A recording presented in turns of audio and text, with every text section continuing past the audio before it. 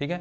Now ray of light travelling from one transparent medium to another changes its direction of path in second medium.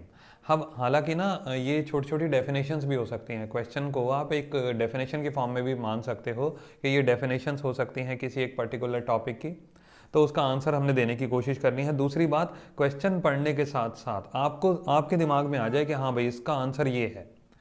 कोई calculative point बहुत ज़्यादा नहीं होगा, इक्का दुक्का क्वेश्चन होंगे कैलकुलेशंस के, वो मैं क्लास में ही अभी स्क्रीन पे ही करके आपको दिखा दूंगा। लेकिन जो टॉपिक आपके सामने आ रहा है, भले ही आप उसका आंसर कमेंट में मत करो, लेकिन फिर भी आपके माइंड में स्ट्राइक होना चाहिए कि हाँ जी this is the answer.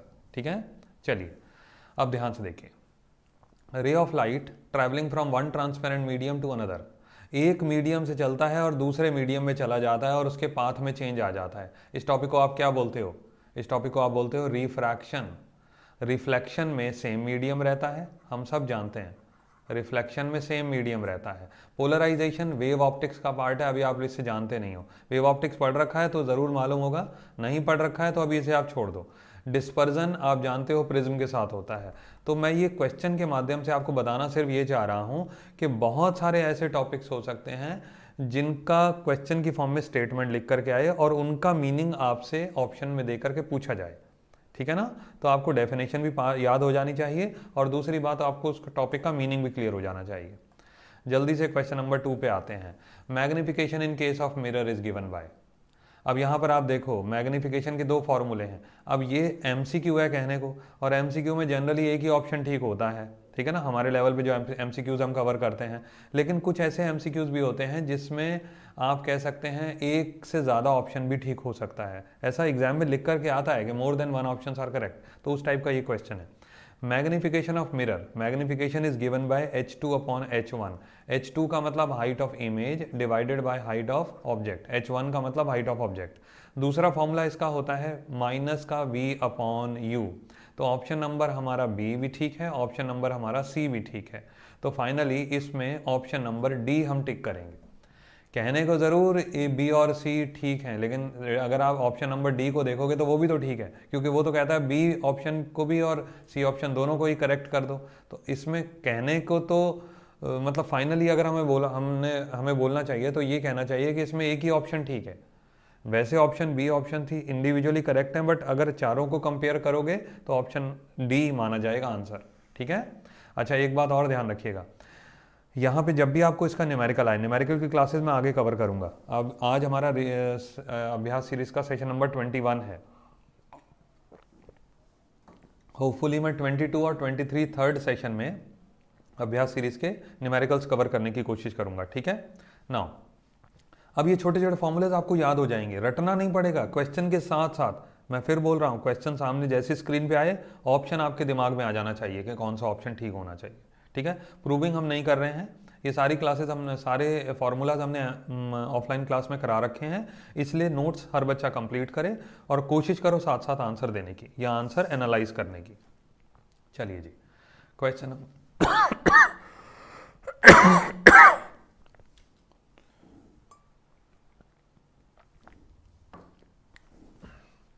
Mirror formula is given by. Mirror formula बहुत सिंपल है, डेरिवेशन भी आप जानते हैं इसका। मिरर फॉर्मूला होता है 1 upon u plus 1 upon v is equal to 1 upon f. अब देखिए न्यूमेरिकल के हिसाब से इसमें साइन कन्वेंशन यूज होगा। यहाँ पर आपको सिर्फ जनरल रिलेशन लिखना है, और जनरल रिलेशन किसको मैच करता है, ये देखिए ऑप्शन नंबर सी। तो इसमें हम ऑप्शन नंबर सी को टिक कर सकते हैं। हाँ, एक बात ज़रूर हो सकती है, कई टीचर कंफ्यूज करने के लिए इसको ऐसा लिख के दे सकते हैं 1 upon f minus 1 upon u is equal to 1 upon v. अब यहाँ पर ना आप गलती मत खा जाना। कई सारे बच्चे गलती खा जाते हैं कि भाई ये तो माइनस का साइन आ गया तो ये तो मिरर फॉर्मूला नहीं है। ऐसा नहीं है भाई, ये ध्यान रखिएगा, ये भी मिरर फॉर्मूला है, बस इसका रिप्रेजेंटेशन थोड़ा दूसरे तरीके से किया गया है। इस टाइप के क्वेश्चन में गलती ना खा जाए कोई भी, क्योंकि ऑप्शन नंबर ए और बी ना बीच में माइनस का साइन आ रहा है। अगर आप यहाँ पे एक चीज़ और देखो, थोड़ा सा ध्यान दो, माइनस का 1 अपॉन यू है, माइनस का 1 अपॉन यू जब v की तरफ जाएगा तो फाइनली बताइए क्या बनेगा, 1 upon u plus 1 upon v is equal to 1 upon f. तो आप देखो मिरर फॉर्मूला ये भी तो बन रहा है ना। दोबारा से देख लो, 1/u जो ये नेगेटिव में है, यहाँ पर ये जो नेगेटिव में दिखा रखा है दूसरी साइड जाके पॉजिटिव हो जाएगा, और पॉजिटिव हो गया तो ये भी तो मिरर फॉर्मूला बन गया। अब आप यहाँ पर आइए, ये देखिए ये वाला -1/u यहाँ लिखा है, 1/v के साथ -1/u है, इसलिए फर्स्ट ऑप्शन रॉन्ग है हमारा। डी ऑप्शन भी रॉन्ग है क्योंकि उसमें दो रिलेशन तो हमारे ठीक हो गए, ऑप्शन नंबर बी और ऑप्शन नंबर सी। अभी जैसे मैंने थोड़ी देर पहले बताया था कि कई ऐसे क्वेश्चंस होते हैं जिसमें एक से ज़्यादा आंसर भी ठीक हो सकता है, ठीक है ना। ऑप्शन नंबर बी और ऑप्शन नंबर सी, ध्यान रखिएगा गलती ना हो। Good good. आंसर बेटा ज़रूर देखने की कोशिश करना, ठीक है। हाँ सॉरी, कमेंट बॉक्स में ज़रूर मेंशन करने की कोशिश करो, ठीक है ना। हाँ, लेंस फार्मूला लग गया, बिल्कुल बेटा बात ठीक है। अब हमसे तो क्वेश्चन में एमसीक्यूज में सॉरी मिरर फार्मूला पूछा है ना इसमें, तो मिरर फार्मूला के हिसाब से आंसर देना पड़ेगा। ये बात आपकी ठीक है कि आप पहचान पा रहे हो फार्मूला को। चलो जी अगले क्वेश्चन पे आते हैं। Ray of light incident at any angle at the pole then reflected ray A. अब इसमें 4 ऑप्शन है, ऑप्शन साथ साथ देने की कोशिश करो। ये क्वेश्चन बहुत आसान है, यकीन मानो आज का ये जो क्लास है ये आपके लिए ज़्यादा है, मेरा रोल इसमें कम है, क्योंकि इसमें कोई बहुत ज़्यादा इलेबोरेशन देने की मुझे ज़रूरत नहीं है। आंसर बस देने की कोशिश करो साथ साथ जल्दी जल्दी। फिलहाल मैं बताने की कोशिश करता हूँ। पोल पे अगर आप कोई भी लाइट को इंसिडेंट करते हैं, पोल किसका मिड पॉइंट होता है? मिरर का। फर्ज करिए यहाँ पर ये पॉइंट है, अब मैंने यहाँ पर एक लाइट को इंसिडेंट कराया, तो जो रिफ्लेक्टेड लाइट होगी वो इस तरीके से जाएगी।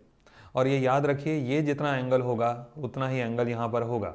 तो अब ये हो गई इंसिडेंट रे, ये हो गई प्रिंसिपल एक्सिस, तो ये हो गया हमारा एंगल ऑफ इंसिडेंस, ये हो गया एंगल ऑफ रिफ्लेक्शन। तो ध्यान रखिए, पोल्स पे जब भी कोई लाइट टकराती है तो it follows laws of reflection. अब आपके मन में एक सवाल आना चाहिए, वो सवाल क्या है? आप कहेंगे कि भाई angle of incidence principal axis के साथ कहाँ होता है? एंगल ऑफ इंसिडेंस तो इंसिडेंट रे और नॉर्मल के बीच में होता है। आपके मन में ये सवाल आना चाहिए। अब मैं आपको ये बात क्लियर कर रहा हूँ, प्रिंसिपल एक्सिस कहाँ से पास होती है? सेंटर ऑफ कर्वेचर से, और सेंटर ऑफ कर्वेचर से जो भी लाइन पास होगी वो हमेशा नॉर्मल होगी, 90 डिग्री बनाती है, ये याद रखिए। नॉर्मल का अगर आप एक डेफिनेशन दोगे तो रे that creates 90 degree angle with the surface of reflection. तो प्रिंसिपल एक्सिस क्योंकि सेंटर ऑफ कर्वेचर से पास हो रही है, इसका मतलब वो 90 डिग्री बनाएगी, और 90 डिग्री बनाएगी इसका मतलब वो नॉर्मल की तरह बिहेव करेगी, और नॉर्मल की तरह बिहेव करेगी तो ये एंगल बन गया आई, ये बन गया एंगल आर। बहुत सारे बच्चे ये चीज़ ना यूज़ नहीं करते हैं, लेकिन ये ध्यान रखा करो, रे डायग्राम जब भी आप मिरर का बनाओ उसमें भी आप ये कंसेप्ट यूज़ कर सकते हो जो मैंने अभी आपको बताया। अगले क्वेश्चन पे आते हैं। If ray of light passing through the focus of concave mirror or appearing to pass through the focus of convex mirror, concave mirror आपको ये दे रखा है, कॉनकेव मिरर के फोकस से पास हो रही है लाइट रे। ये देखिए ये पॉइंट है फोकस, या फोकल पॉइंट आप इसको कह सकते हैं। ये फोकल पॉइंट है, यहाँ से रे ऑफ लाइट पास हो रही है। एक तो ये केस गिवन है। दूसरा पॉइंट वो बोलता है, मान लीजिए कॉन्वेक्स मिरर है, तो कॉन्वेक्स मिरर के लाइट जो है ना वो it is appearing to pass through focus. Appearing का मतलब हो गया यहाँ पे आप डॉटेड बनाएंगे, एक्चुअल में पास नहीं हो रहा है, इट इज़ अपियरिंग, यानी कि हमको ऐसा प्रतीत हो रहा है कि वो फोकस से पास हो रही है। तो वो लाइट जब फोकल पॉइंट की तरफ बढ़ रही होती है, वो कहाँ से जाती है, कहाँ बन के निकलती है? प्रिंसिपल एक्सिस के पैरेलल बन के निकलती है। तो अगर आप यहाँ बनाओगे तो ये हो जाएगी, और कॉन्वेक्स मिरर के केस में ऊपर वाला डायग्राम। तो इसमें से कौन सा ऑप्शन हमारा हो सकता है? रिट्रेसेज इट्स पाथ, ये रॉन्ग है भाई। सेंटर ऑफ कर्वेचर वाली लाइन रिट्रेस करती है। Reflected ray is parallel to principal axis, yes, reflected ray is parallel to principal axis. दोनों ऑप्शन बाकी के गलत हो गए, ठीक है ना। अब छोटा सा पॉइंट है, हाँ अब ये पॉइंट एक मैं आपको जरूर बता दूं, आपको डायग्राम बनाने को भी दिया जा सकता है। बोर्ड में कई सारे ऐसे क्वेश्चन भी आए हैं जिसमें रे डायग्राम कंप्लीट करने को दिया जाता है, और रे डायग्राम कंप्लीट करने का मतलब ये है कि आपको सारे के सारे लॉस पता होने चाहिए, बेसिक छोटे छोटे पॉइंट्स पता होने चाहिए। और मैं फिर एक बात दोहराता हूँ आपके साथ, गलती होती कहाँ है? गलती कोई टिपिकल क्वेश्चन में थोड़ी ना होती है। टिपिकल क्वेश्चन या तो आएगा ही नहीं, और या आएगा तो ज़्यादातर बच्चे उसे ठीक ठाक तरीके से करने की कोशिश करते हैं। सिली मिस्टेक तो होता है जनरली आसान क्वेश्चन में। आपको लगता है ये तो बहुत लड्डू क्वेश्चन है, हलवा क्वेश्चन है, इसी टाइप के क्वेश्चन में ज़्यादातर गलतियाँ हो जाती हैं, बस ये ध्यान रखिएगा। अगला क्वेश्चन पे आता हूँ मैं। अगला क्वेश्चन हमसे क्या कहता है, ray of light passing through the centre of curvature और appearing to pass through centre of curvature. देखो जी, अपियरिंग का वर्ड जब लिखा है ना तो साथ में आता है कॉन्वेक्स, ये याद रखें, गलती ना करें, ये फिलिप्स में भी पूछा जा सकता है। और अगर एक्चुअल में रे पास हो रही है उस पर्टिकुलर पॉइंट से तो लिखा जाएगा कॉनकेव मिरर। ठीक है, अपियरिंग का मतलब प्रतीत होना, एक्चुअल में होता नहीं है वहां से पास, लेकिन लगता है कि पास हो रहा है, तो ऐसा वर्ड यूज करते हैं कॉन्वेक्स मिरर में, इसमें गलती ना करें। सेंटर ऑफ कर्वेचर से जो भी लाइन पास होगी वो बताइए कहाँ होगी, वो रिट्रेस करेगी अपने पाथ को। फिर से सुन लो इसका लॉजिक, ये मिरर है, मान लीजिए कॉनकेव मिरर है, सेंटर ऑफ कर्वेचर से कोई लाइट हमारी पास हुई, ये लाइट पास हुई सेंटर ऑफ कर्वेचर से। सेंटर ऑफ कर्वेचर से पास होने वाली लाइट अपने आप को रिट्रेस करती है, अपने पाथ को रिट्रेस करती है। क्यों? क्योंकि सेंटर ऑफ कर्वेचर से जो भी लाइट पास होती है वो एक्चुअल में नॉर्मल होती है। प्रिंसिपल एक्सिस कहाँ से पास हो रही है? सेंटर ऑफ कर्वेचर से, तो वो भी नॉर्मल है। और नॉर्मल का मतलब 90 डिग्री, और 90 डिग्री पे जब कोई लाइट आप इंसिडेंट कराओगे तो वो अपने पाथ पे ही तो वापस चली जाएगी। समझ आ गया होगा पॉइंट। अगले क्वेश्चन पे आते हैं। Incident ray is parallel to principal axis, then after reflection. Incident ray is parallel to principal axis, छोटे छोटे पॉइंट्स हैं आज के टॉपिक में। इंसिडेंट रे पैरेलल जा रहा है, बताइए कहाँ से पास होगा? फोकस से पास होगा, ठीक है ना, बेसिक पॉइंट। तो कौन सा ऑप्शन हो गया? It go through the focus of the mirror, option number B. अब जल्दी जल्दी आगे बढ़ रहा हूँ, ठीक है, जो क्वेश्चन में टाइम लगाना होगा वहीं लगाएंगे बस। चलिए, ये क्वेश्चन इंपॉर्टेंट है। Power of the lens is -4 dioptres, its focal length is. पहली बात तो पावर की वैल्यू दे रखी है आपको नेगेटिव, और पावर की वैल्यू अगर नेगेटिव दिया हो तो फोकल लेंथ भी नेगेटिव आता है, ध्यान रखिए। और नेगेटिव फोकल लेंथ कौन से मिरर का होता है, बल्कि लेंस दिया, सॉरी, फोकल लेंथ कौन से लेंस का नेगेटिव होता है? कॉनकेव, ठीक है। नाउ अब सुनिए ध्यान से, नेगेटिव ऑप्शन में या तो बी हो सकता है या तो डी हो सकता है। भाई ए और सी तो हो नहीं सकता, पॉजिटिव है, तो हमने यहाँ पर क्या करा? Focal length is equal to reciprocal of power, simple. और अगर ऐसे नहीं करना चाहते हो तो ट्रेडिशनल फॉर्मूला यूज़ कर लो, power is equal to 1/f। Power की जगह लिखा आपने -4 इज इक्वल टू 1/f, तो f की वैल्यू आ गई 1/-4 मीटर्स। पावर अगर डायोप्टर्स में होती है तो फोकल लेंथ किस में आता है? मीटर्स में। और फोकल लेंथ अगर मीटर में है तो आप क्या करोगे इसको सेंटीमीटर में करने के लिए? 1/-4 इंटू 100 सेंटीमीटर। तो फाइनली आपका बन गया f is equal to -25 centimetre. बहुत छोटे छोटे क्वेश्चन भी बोर्ड में आते हैं, बहुत छोटे छोटे। होपफुली ये क्वेश्चन आपको समझ में भी आ रहे होंगे। मैं थोड़ा हाई स्पीड से चलने की कोशिश कर रहा हूँ, बस कोशिश करिए, मतलब अगर आपको नहीं आता समझ में तो प्लीज़ मेंशन करना, ठीक है। Good good.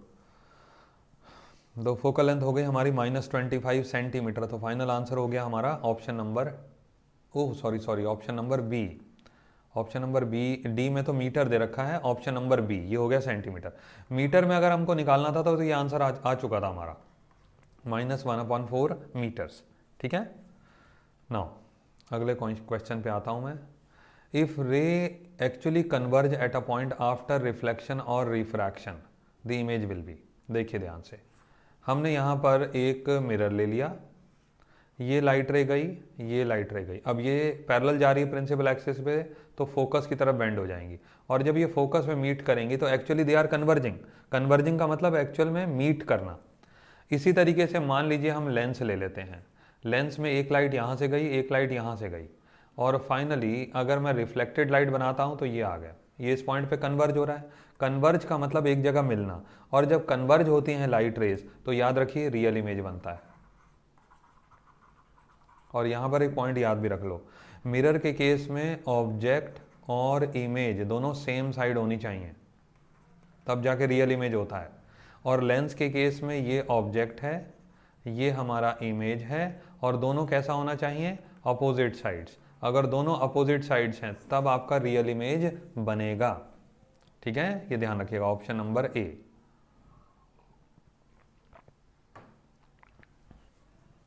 चलिए अगले क्वेश्चन पे आते हैं। If rays originating from a point actually meet at another point after reflection और refraction, then that point is called. देखिए अब एक काम करते हैं, लेंस को ही ले लेते हैं, आसान हो जाएगा थोड़ा सा, है ना। थोड़ा सा स्पीड से करने की भी कोशिश कर लो अपने लेवल पे। ओरिजिनेटिंग फ्रॉम अ पॉइंट, यहाँ मान लीजिए ऑब्जेक्ट है एक, मैंने एक ले लिया ऑब्जेक्ट यहाँ पर, और यहाँ से लाइट रेज निकल रहा है, यहाँ पे लाइट रेज निकल रहा है, ये कन्वर्ज होने के बाद यहाँ पे आके मीट कर गया, दिस इज इमेज, ठीक है। Now this is object. अब ये जो पॉइंट नंबर बी है, इसके बारे में पूछ रहा है वो, कि जहाँ पॉइंट नंबर बी है उसको आप क्या बोलोगे, पॉइंट बी को बोलोगे image of this point A, यानी कि ऑब्जेक्ट। ये जो पॉइंट नंबर बी है, जो वहाँ पे इमेज बन रहा है, वो एक्चुअली किसका इमेज है, ऑब्जेक्ट का, और ऑब्जेक्ट कहाँ रखा है, पॉइंट नंबर ए पे, तो आप बोलोगे it is the image of first point. ये थोड़ा सा कंफ्यूजिंग लैंग्वेज में ऑप्शंस दे रखे हैं, लेकिन ध्यान रखिएगा, ऑब्जेक्ट ऑफ फर्स्ट पॉइंट कुछ नहीं होता है, और जब पहला ऑप्शन गलत हो गया तो सी ऑप्शन भी गलत हो गया, ठीक है। चलिए जी अगले क्वेश्चन पे आते हैं। Now F is the focal length of the mirror, then R, ये तो बहुत ही आसान है यार, are is equal to 2f, किसके लिए रिलेशन है, ये डिराइव भी कराया हमने क्लास में, ये ऑफलाइन क्लास में आपने ये डेरिवेशन कर रखा है, ये सारे डेरिवेशन लगभग कर रखे हैं, और आपने लगभग आप मान के चलो 28 + 2 अराउंड 30 डेरिवेशंस तो हम लोग क्लास में कवर कर चुके हैं। लेकिन ऑनलाइन क्लास में सारे क्वेश्चन आंसर ही होते हैं, तो जल्दी से मैं क्वेश्चन आंसर की तरफ बढ़ता हूँ। This relation is only for mirror, this is not for Lenz, कभी भी लेंस के लिए नहीं होता। आर को बोलते क्या हो, रेडियस ऑफ कर्वेचर, ठीक है, हो गया सिंपल, कोई ज़्यादा मुश्किल नहीं है। नाउ देखो एक चीज़ है यहाँ पे, एक चीज़ मैं और आपको ज़रूर बता दूंगा भाई, प्रिंसिपल रेडियस नॉर्मल बुक्स में तो यूज़ नहीं होता है, ठीक है ना, प्रिंसिपल रेडियस नॉर्मल बुक्स में तो यूज़ नहीं होता है, तो मेरी सलाह तो ये है कि सिर्फ रेडियस ऑफ कर्वेचर को ही टिक कर दिया जाए। ना आगे बढ़ते हैं। If any number of thin lenses in contact of focal length f1 f2 then effective focal length, बहुत सारे लेंस हैं यहाँ पर, अब मान के चलो आप, एक लेंस है L1, एक लेंस है L2, एक लेंस है L3, कई सारे लेंसेज जुड़े हुए हैं। अब कॉम्बिनेशन, एक की फोकल लेंथ है f1, दूसरे की है f2, तीसरे की है f3, तो अगर हम कॉम्बिनेशन ऑफ फोकल लेंथ मांगेंगे तो क्या बनेगा answer, f1/f is equal to 1/f1 plus 1/f2 plus 1/f3, this is the answer. ये याद रखिए कि हमारे एक चीज़ हमको याद रखनी है, इस क्वेश्चन में ना हमको डिस्टेंस गिवन नहीं है। अगर दो लेंसेज के बीच में डिस्टेंस गिवन होता, एक की फोकल लेंथ होती है f1, एक की होती है f2, तो मैं फॉर्मूला लिखता 1/f is equal to, f का मतलब यहाँ पे है कंबाइंड फोकल लेंथ, तो ये बन जाती 1/f1 प्लस 1/f2 माइनस का d/f1/f2, ठीक है, इसको ध्यान रखिएगा। ये तब आएगा जब दोनों के बीच में डिफरेंस दिया हो, कोई गैप दिया हुआ हो, डिस्टेंस दिया हुआ हो। यहाँ पर they are placed in contact, तो हमने डायरेक्ट आंसर इस तरीके का लिख देना है।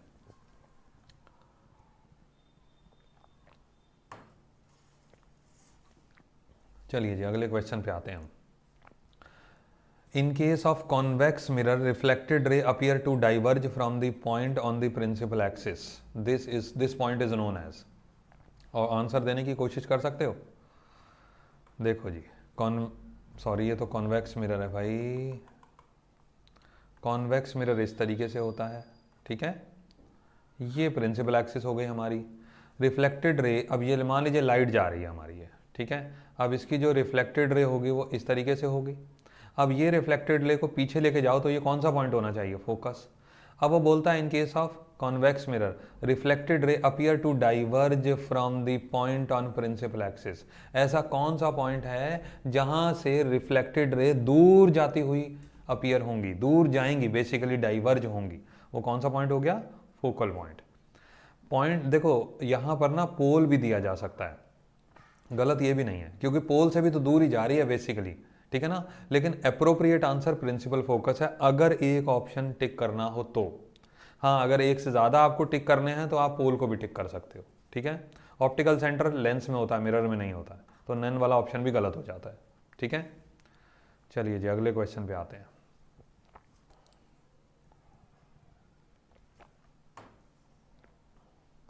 ऑप्शन नंबर बी या सी, ठीक है बेटा, ठीक है। बाई चांस आपको लग रहा हो कि ना कोई पॉइंट हमने अभी डिस्कस नहीं करा तो ज़रूर मेंशन कर देना, ठीक है, बहुत सारे बच्चे तो आंसर दे ही पा रहे हैं, good, good, very nice, very nice. If any number of, यहाँ पे द हटा देते हैं, if any number of thin lenses are in contact having power P1 P2 then effective power. बहुत बढ़िया क्वेश्चन है ये, और न्यूमेरिकल्स में आता भी है। अगर कई सारे लेंसेज है ना, हमने उसको जोड़ के रख दिया जैसे पिछले क्वेश्चन में था, तो उनकी पावर का फॉर्मूला क्या बन जाएगा? Direct P1 plus P2। बहुत बढ़िया क्वेश्चन है ये। और 3 लेंस हो P3 कर दो, 4 लेंस हो साथ में P4 कर दो डायरेक्ट।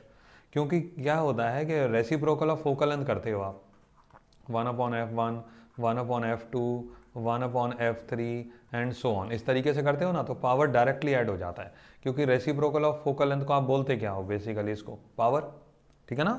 ये लेंस के लिए यूज़ करना है, ठीक है ना, ध्यान रखें। अच्छा, गलती ये मत कर देना, मिरर के लिए ना पावर का वर्ड यूज़ नहीं होता है, मिरर के लिए वर्ड यूज़ नहीं होता, ध्यान रखो। पावर का वर्ड यूज़ होता है लेंस के लिए, ठीक है। नाउ अगले क्वेश्चन पे आता हूँ मैं।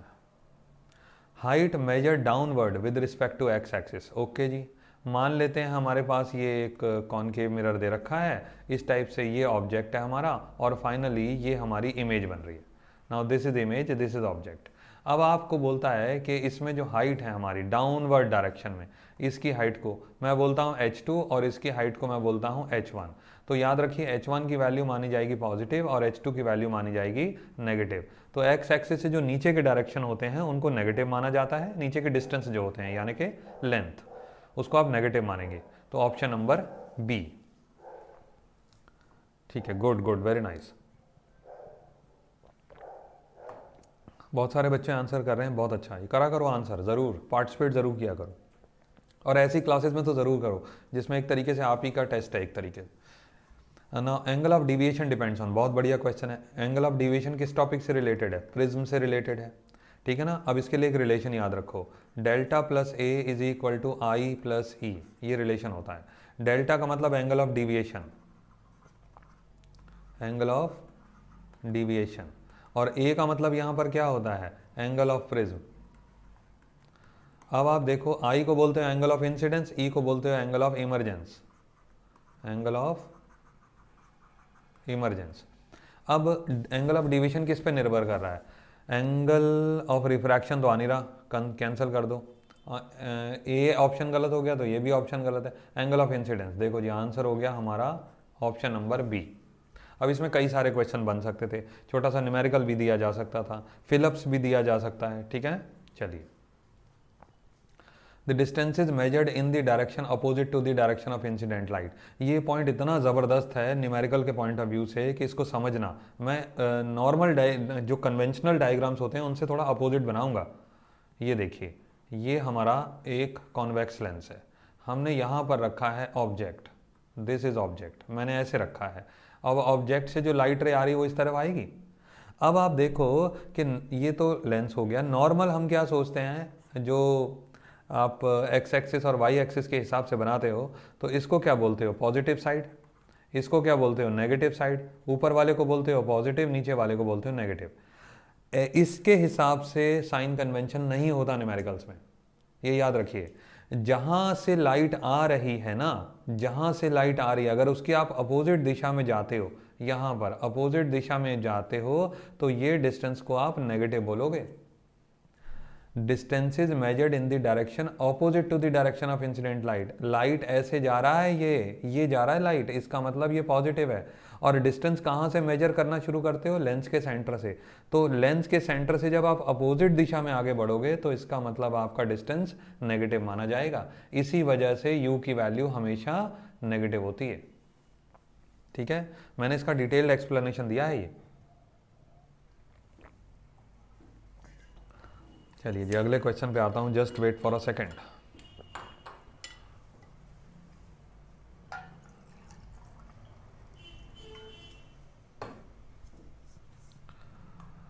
अगला क्वेश्चन है हमारा, हाँ जी, ये तो सेम ही है उसके जैसा। The distance is measured in the same direction as the incident light. Incident light की दिशा में ही आप आगे बढ़ रहे हो, तो उसको क्या बोलोगे? पॉजिटिव, ठीक है ना। इसमें भी यहाँ पे आप समझ लो, ये मान लीजिए आपका लेंस है और ये आपका ऑब्जेक्ट था, ऐसे लाइट आई और ये हो गई रिफ्लेक्टेड लाइट, यहाँ बन गई आपकी इमेज, फर्ज करिए। तो ऑप्टिकल सेंटर से डिस्टेंस मेजर करना शुरू करोगे तो इधर को जाओगे, यानी कि इंसिडेंट लाइट की दिशा में ही आप आगे बढ़ रहे हो, तो इसकी वैल्यू हो गई पॉजिटिव। तो दैट इज वाई यहां पर v की वैल्यू जो मानी जाएगी वो पॉजिटिव माना जाएगा। ठीक है, option number B. Thick lenses show chromatic aberration, बहुत बढ़िया क्वेश्चन है जी, ये इंपॉर्टेंट भी है। जो मोटे लेंस होते हैं ना उनमें क्रोमेटिक एब्रेशन होता है। क्रोमेटिक का मतलब कलरफुल इमेज बनाना, कलरफुल इमेज फॉर्मेशन, इसको बोलते हैं क्रोमेटिक एब्रेशन। और क्रोमेटिक एब्रेशन होगा क्यों? जब आपकी white light splits into 7 colours. और ये टॉपिक किसके साथ रिलेटेड है? प्रिज्म के साथ। अब आप कहेंगे कि लेंस अलग चीज़ हो गई, प्रिज्म अलग चीज़ हो गई, बिल्कुल ठीक है, लेकिन जो मोटा लेंस होता है ना उसमें डिस्पर्जन होने लगता है, वो कुछ हद तक प्रिज्म का रोल प्ले करने लगता है। तो जब वो डिस्पर्जन होगा उसके अंदर, जैसी लाइट एंटर करी डिस्पर्जन हो गया तो लाइट स्प्लिट होगी ना अलग अलग कलर्स में, और अलग अलग कलर की अलग अलग इमेज बनेगी, डिफरेंट इमेजेस बन गई, 7 इमेजेस बन गई, तो अल्टीमेटली क्या हो गया? Chromatic aberration.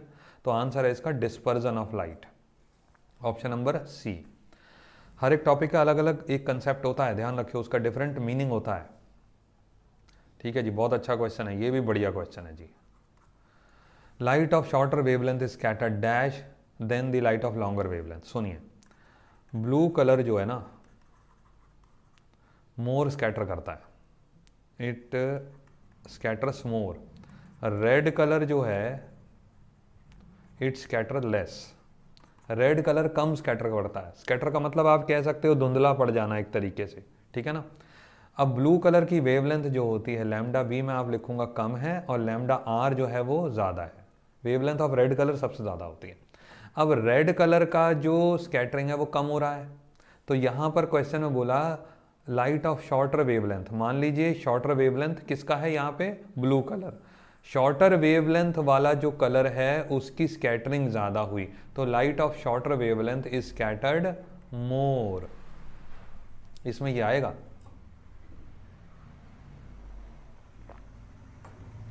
फिर से मैं आपको बता देता हूँ, इसको थोड़ा सा गलती मत कर जाना इसमें, हो सकता है आपको समझाना ये पता नहीं इस पॉइंट को समझ पाए कि नहीं समझ पाए। मैं फिर से बता देता हूँ, आसमान जो है वो नीला दिखाई देता है because of scattering of blue colour. Red colour इतना स्कैटर होता ही नहीं है। अगर रेड कलर बहुत ज़्यादा स्कैटर हो जाता तो अल्टीमेटली हो सकता है हमें आसमान लाल नज़र आने लगता, लेकिन ब्लू कलर ज़्यादा स्कैटर हो जाता है, रेड कलर स्कैटर हो नहीं पाता कि because of its high wavelength. अब फिर मैं बोलता हूँ कि हाई वेवलेंथ है यानी कि स्कैटरिंग कम है, हमको बोलता है शॉर्ट वेवलेंथ है। रेड कलर की वेवलेंथ हाई है तो स्कैटरिंग कम है, ब्लू कलर की वेवलेंथ कम है तो स्कैटरिंग ज़्यादा है। तो शॉर्टर वेवलेंथ का मतलब कम वेवलेंथ, स्कैटरिंग का मतलब यहाँ पे स्कैटरिंग के आगे आएगा मोर, ज़्यादा। एक्सप्लेनेशन आप किसी भी तरीके से समझ लो यार, इसमें तो आपके ऊपर है, अंडरस्टैंडिंग स्किल है। Geometrical centre of spherical lens, अरे बड़ा आसान है। लेंस के सेंटर को क्या बोलते हो? Optical centre. मिरर के सेंटर को क्या बोलते हो? पोल, ठीक है, भूलना नहीं। Geometrical centre of spherical mirror it is known as pole. हो गया जी ये क्वेश्चन, ठीक है। मिरर का सेंटर ये होता है, और लेंस का सेंटर आप बनाते हो इस तरीके से। कॉनकेव लेंस आप बनाते हो तो ये बन गया कॉनकेव लेंस,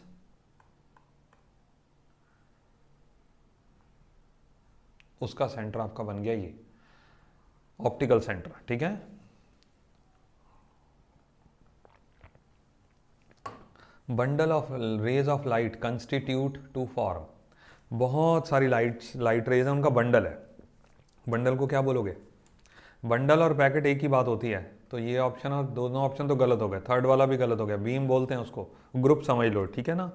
एक बहुत सारी वायर्स हो गई, बहुत सारी वायर्स हो गई, ठीक है, उनका एक ग्रुप बना दिया, दैट इज कॉल्ड बीम, ठीक है, ऐसे करके। चलिए जी, speed of light in vacuum, मैं तो बहुत शुरू से पढ़ते हुए आ रहे हो। 3 × 10⁸ मीटर पर सेकेंड, ऑप्शन नंबर सी। अगर किलोमीटर में लिखना है तो 3 × 10⁵ किलोमीटर पर सेकेंड, ठीक है जी। ऑप्शन नंबर फिलहाल इसमें सी है।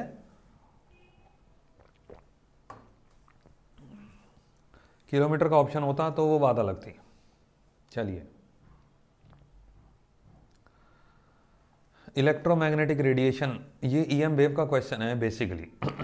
Electromagnetic radiation belonging to the region of spectrum 400 nanometre to 700 nanometre, 400 nanometre से लेकर के 700 नैनोमीटर तक जो लाइट रे की वेवलेंथ होती है वो कौन सी होती है, याद है कि नहीं? इसके लिए याद रखो इलेक्ट्रोमैग्नेटिक स्पेक्ट्रम, याद करो इसको, 7 वेव्स होती हैं इसमें। आंसर फिलहाल इसका लाइट है, विजिबल लाइट, ठीक है।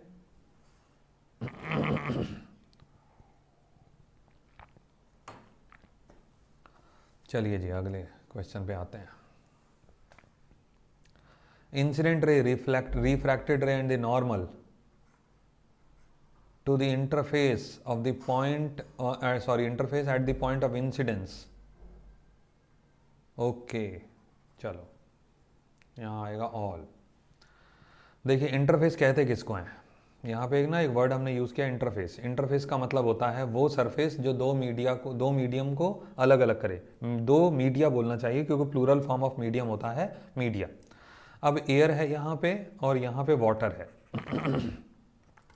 तो वाटर का जो टॉप सरफेस है ना यहाँ पे, ये देखो टॉप सरफेस, इसको बोलेंगे आप इंटरफेस, क्योंकि ऊपर जो एयर है उसका रिफ्रैक्टिव इंडेक्स है μ1, नीचे वाटर है उसका रिफ्रैक्टिव इंडेक्स है μ2।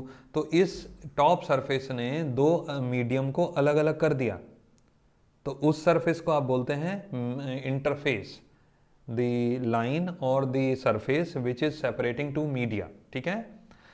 अब क्वेश्चन में कहता है incident ray, refracted ray and the normal to the interface, all line same plane. ये तो लॉज ऑफ रिफ्रैक्शन में आता है ना, पहला लॉ बोलते हो कि तीनों लाइट रे सेम प्लेन में लाई करेंगी। प्लेन का मतलब यहाँ पर क्या है, देखिए यहाँ पर इस तरीके से हम बना देते हैं, ये हो गया हमारा नॉर्मल, ये हो गई इंसिडेंट रे और ये हो गई रिफ्रैक्टेड रे। अब तीनों सेम प्लेन में लाई कर रही हैं। सेम प्लेन का मतलब ये जो स्क्रीन है आपके सामने ना, ये प्लेन ही तो है, दो एक्सिस से मिलके बनता है एक्स और वाई। अब मैंने ब्लू कलर या येलो कलर जो भी लाइन बनाई वो बाहर निकल के तो नहीं आई ना आपकी स्क्रीन के, वो है तो स्क्रीन के ऊपर ही। तो जब वो स्क्रीन के ऊपर ही चल रहा है तो उसको बोलते हैं they are lying on same plane. इसका मतलब एक तरीके से आप रिजेम्बलेंस कर सकते हो coplanar vectors, vectors lying on same plane, उसमें भी यही कंसेप्ट चलता है, ठीक है। चलिए angle made by the incident ray with the normal, ये तो बड़े छोटे छोटे क्वेश्चन हैं, इसको क्या बोलोगे, angle of incidence, incident ray और नॉर्मल के बीच का एंगल। फटाफट, एंगल मेड बाय रिफ्रैक्टेड रे with the normal is called angle of refraction. इसमें एक क्वेश्चन आने वाला है बहुत अच्छा, angle made bye reflected ray with the normal, इसको बोलेंगे एंगल ऑफ रिफ्लेक्शन। ये तो आसान है।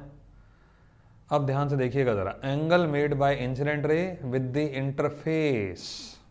अब देखिए इसका मतलब क्या है, दिस इज इंपॉर्टेंट क्वेश्चन, यहां पे समझना। ये हमारे पास नॉर्मल है, ये हमारी हो गई इंसिडेंट रे, ठीक है। अब इंसिडेंट रे और नॉर्मल के बीच का एंगल कौन सा होता है, एंगल आई। लेकिन हमसे यहां ये नहीं पूछ रहा, वो हमसे क्या पूछ रहा है, हमसे बोल रहा है angle made with the incident रे and the interface. Incident ray हमारी ये है और इंटरफेस हमारा ये है, दोनों के बीच में ये जो एंगल थीटा है इसको क्या बोलोगे, ये इंपॉर्टेंट है, इसको बोलते हैं ग्लांसिंग एंगल, ठीक है। इसको याद रखना, भूलना नहीं।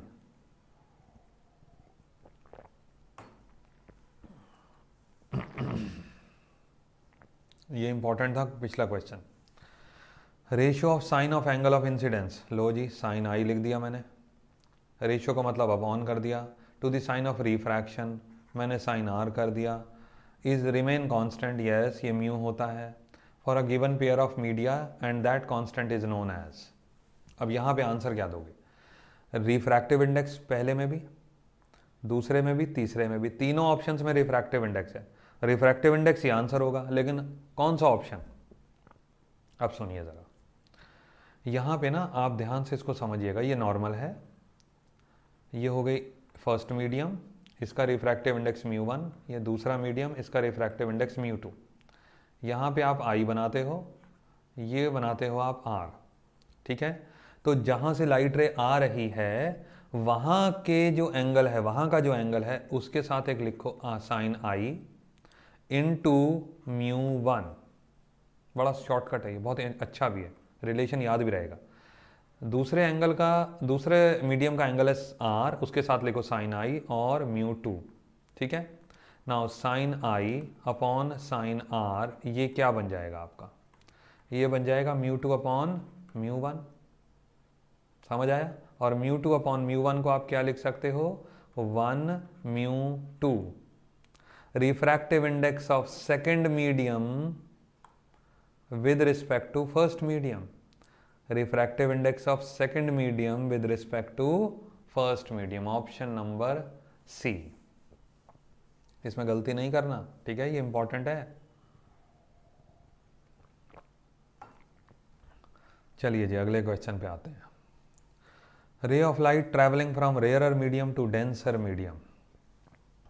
बताइए, रेयरर से डेंसर में जाएगी, डेंसर में एंगल छोटा हो जाएगा तो वो नॉर्मल के नज़दीक आ गई, बेंड्स टूवर्ड्स द नॉर्मल।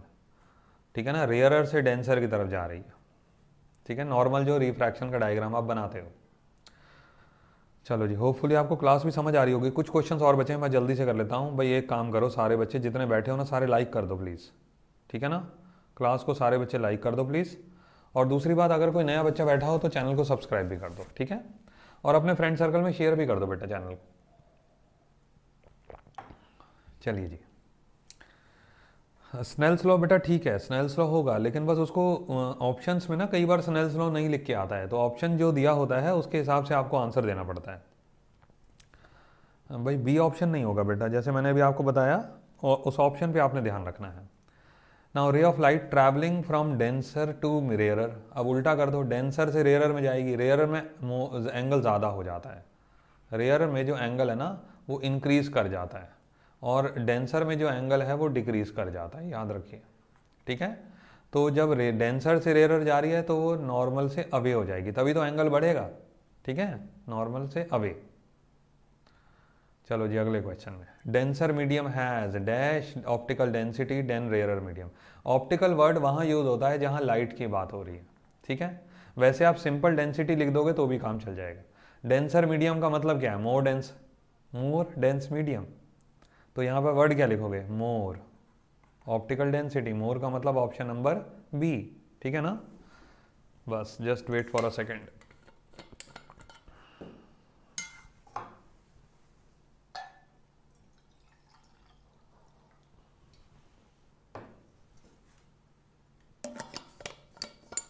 ठीक है बेटा, ठीक है, बिल्कुल ठीक है। In case of refraction of light through parallel sided glass slab, the emergent ray is, okay जी ओके, ये तो आप जानते हैं, इसका डेरिवेशन भी आप लोगों ने किया हुआ है, बहुत अच्छा डेरिवेशन है, इनफैक्ट इम्पॉर्टेंट भी है। देखिए, अब यहाँ से हम एक ग्लास स्लैब ले लेते हैं इस तरीके से, ठीक है, और ये हमने लाइट रे बना दी इस तरीके से, इंसिडेंट लाइट रे, ये नॉर्मल बनाया तो आपकी ये हो गई रिफ्रैक्टेड रे, और तीसरी लाइट रे बनाई, ये हो गई इमरजेंट रे, है ना, ये तो जानते हो। अब ये एंगल हो गया आई और ये लास्ट वाला एंगल हो गया ई, और आई और ई दोनों बराबर हो जाते हैं। ठीक है, refraction of light ray, light passing through parallel sided glass slab, emergent rays. Okay जी, अब इस इंसिडेंट लाइट रे को आगे बढ़ाओगे, इमरजेंट रे के हमेशा पैरेलल होती है ये। ठीक है ना, यही होता है लेटरल डिस्प्लेसमेंट इन दोनों के बीच में। Now it is parallel to incident ray, option number C. यहाँ पे देखो दो वर्ड लिखे हैं, पैरेलल ना दो जगह लिखा है, तो गलती मत कर जाना कभी भी ऐसे क्वेश्चन आए तो। The bottom of tank filled with water appears to be raised. ठीक है, बहुत अच्छा क्वेश्चन है ये भी, गुड क्वेश्चन। ये नॉर्मल शिफ्ट का क्वेश्चन है एक्चुअली। नॉर्मल शिफ्ट का मतलब ये होता है real depth minus apparent depth. Real depth में से अपेरेंट डेप्थ को आप माइनस कर दो तो उसको बोलते हैं नॉर्मल शिफ्ट। और नॉर्मल शिफ्ट में क्या होता है, हमको ना एक जो पानी की गहराई है वो कम मालूम पड़ती है, पानी मतलब ऊपर उठा हुआ ऐसा महसूस होता है। एक बाल्टी पानी लो, उसके अंदर एक ऑब्जेक्ट आप रख दो, एक कॉइन रख दो, तो जितना ऊपर से आप बाहर से जब आप देखते हो ना तो उसकी गहराई आपको कम महसूस होती है, कम आपको प्रतीत होती है। एक्चुअल गहराई उसकी ज़्यादा होगी। अगर आप एक लकड़ी डाल के देखो या स्केल डाल के देखोगे तो ज़्यादा गहराई होगी। आपको जब आंखों से आप देख रहे हो उसको तब आपको लगेगा कि वो कम गहरा है। स्विमिंग पूल में भी ऐसा ही होता है। हम जब जंप करने वाले होते हैं स्विमिंग पूल में, हमको लगता है ये कम गहरा है, लेकिन एक्चुअल में उस समय उस जगह पे गहराई ज़्यादा होती है। ठीक है ना। इसका एक और एग्जाम्पल भी ले सकते हो।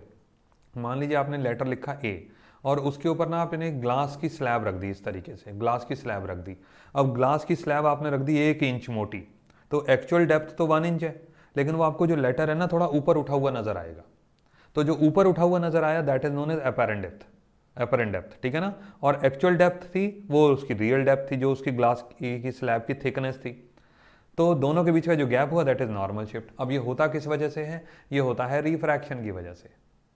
क्योंकि अगर आप थोड़ा सा ध्यान दो, ये देखो यहाँ पर एक कॉइन है, ये वाटर लेवल है, यहाँ से ये लाइट गई, ये हुई नॉर्मल, और फाइनली यहाँ पे मैं रिफ्रैक्टेड रे इस तरीके से बनाता हूँ, हमको यहाँ पे ये कॉइन दिखाई देगा।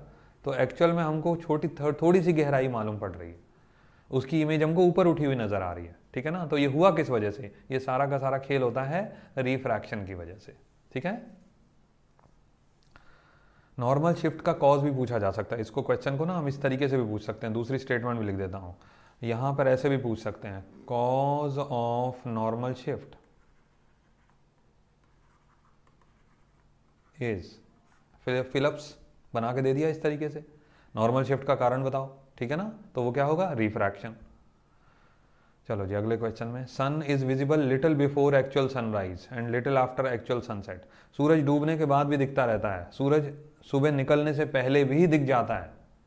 सूरज उदय हुआ नहीं है लेकिन फिर भी हमको दिखाई देगा, और सूरज डूब गया है फिर भी उसके बाद भी हमको दिखाई देगा। किस वजह से होता है? ये सारा का सारा खेल होता है एटमॉस्फेरिक रिफ्रैक्शन की वजह से।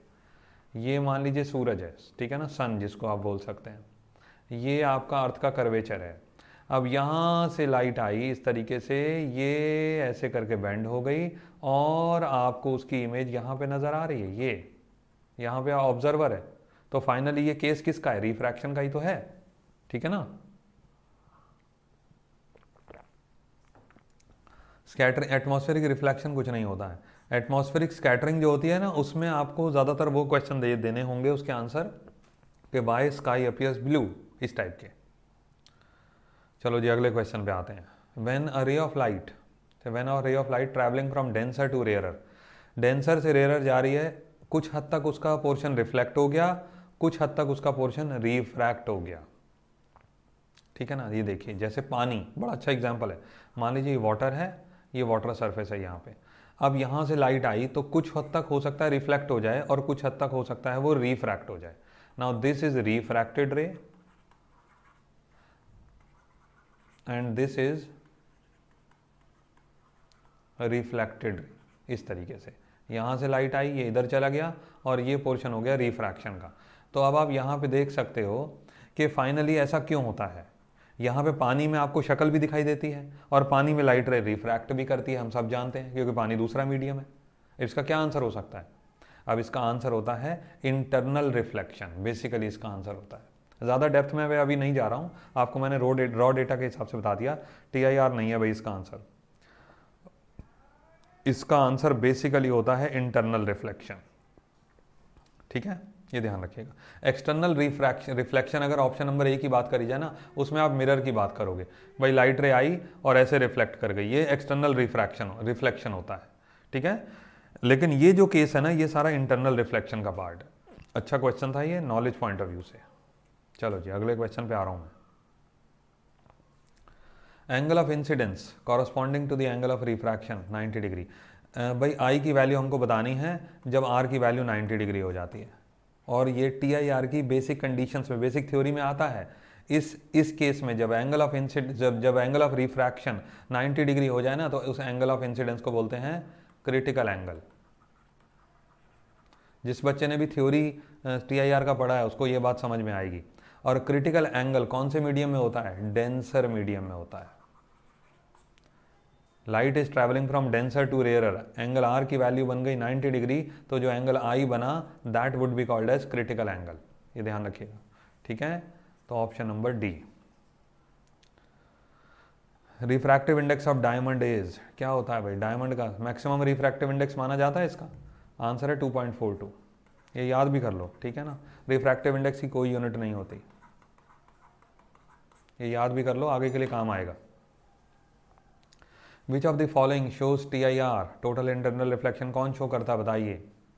मिराज होता है बिल्कुल, प्रिज्म में भी होता है, डायमंड में भी होता है, ठीक है ना। तो ऑप्शन नंबर हमारा डी, सारे हो जाते हैं इसमें, ठीक है ना। प्रिज्म में भी हो जाता है TIR, इसका आंसर आप दे सकते हो पोरोप्रिज्म।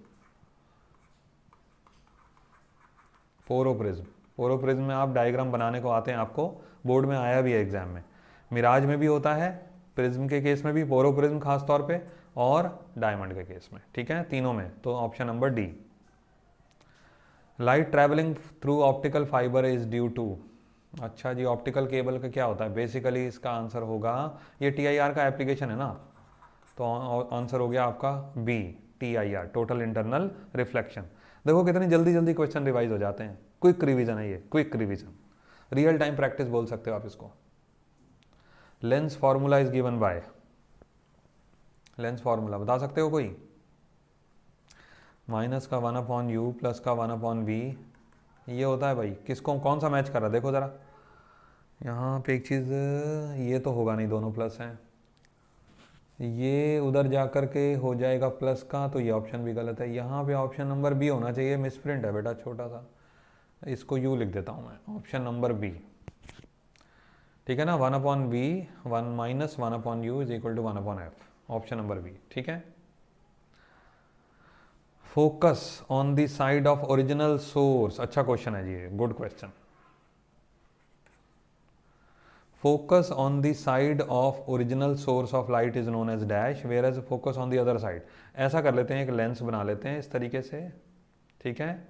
यहाँ पे हमने एक लेंस बना दिया, यहाँ रखा है ऑब्जेक्ट, यहाँ बन गई इमेज। फर्ज करिए ऑब्जेक्ट की साइड में जो एक फोकल पॉइंट यहाँ होता है, इसको बोलते हैं F1। लेंस के दो फोकस होते हैं, आपको मालूम होगा, दूसरे फोकस को बोलते हैं सेकंड फोकल पॉइंट, ठीक है। तो focus on the side of original source, original source कौन होता है? ऑब्जेक्ट। यहाँ मैं लिख देता हूँ, ऑब्जेक्ट की साइड में जो फोकस होता है उसको बोलते हैं फर्स्ट फोकल पॉइंट, तो ऑप्शन होना चाहिए फर्स्ट फोकल पॉइंट। तो दूसरा point where as focus on the other side, दूसरा होना चाहिए second focal point, option number B. Fill ups की फॉर्म में भी दे रखा है क्वेश्चन, हम MCQs की ऑप्शन कंसिडर कर लेते हैं, ठीक है। अगला क्वेश्चन, रे of light passing through optical centre. Optical centre से जब जो लाइट पास होती है ना, देखो याद रखो, ऑप्टिकल सेंटर है ये, यहाँ से अगर मैं कोई लाइट पास करता हूँ ऐसे करके, तो वो सीधी चली जाएगी, सीधी चली जाएगी, ध्यान रखिएगा। वो कोई रिट्रेसिंग नहीं होगा, कोई रिफ्रैक्शन नहीं होगा, इट विल मूव स्ट्रेट। तो it emerges without deviation, option number B, ठीक है। होपफुली क्वेश्चन समझ में आ रहे होंगे आपको। देखो कितने सारे क्वेश्चन, मुझे लगता है कि 40 के आसपास हो गए होंगे क्वेश्चन। चलो जी, magnification in case of lens is given by, बताइए। मैग्निफिकेशन का जनरल फॉर्मूला होता है H2/H1, यानी कि height of image divided by height of object. अब लेंस के केस में ऑप्शन होता है V/U, ठीक है, मिरर में होता है -V/U। तो पहला ऑप्शन ठीक है, सी ऑप्शन ठीक है, तो ऑप्शन ए और सी, आंसर टिक करोगे आप डी, ऑप्शन नंबर डी, ठीक है जी। चलिए जी अगले क्वेश्चन पे, मेजर ऑफ कन्वर्जेंस और divergence of a lens which a lens introduces in the light falling on it. Okay, measure of convergence और डाइवर्जेंस, कितना कन्वर्ज कर पा रहा है, क्या उसकी कितनी एबिलिटी है लाइट को कन्वर्ज करने की, कितनी एबिलिटी है लाइट को डाइवर्ज करने की, इसको बोलते हैं पावर। बेसिकली समझ आया, पावर बोलते हैं इसको। ऑप्टिकल डेंसिटी से रिलेटेड नहीं है ये, मैग्निफिकेशन का मतलब हो जाता है जहाँ पे साइज की बात हो रही हो, magnification is related to basically size, और एबिलिटी टू कन्वर्ज और डाइवर्ज इसको बोलते हैं पावर। तो ऑप्शन नंबर ए, ठीक है बेटा, ध्यान रखना।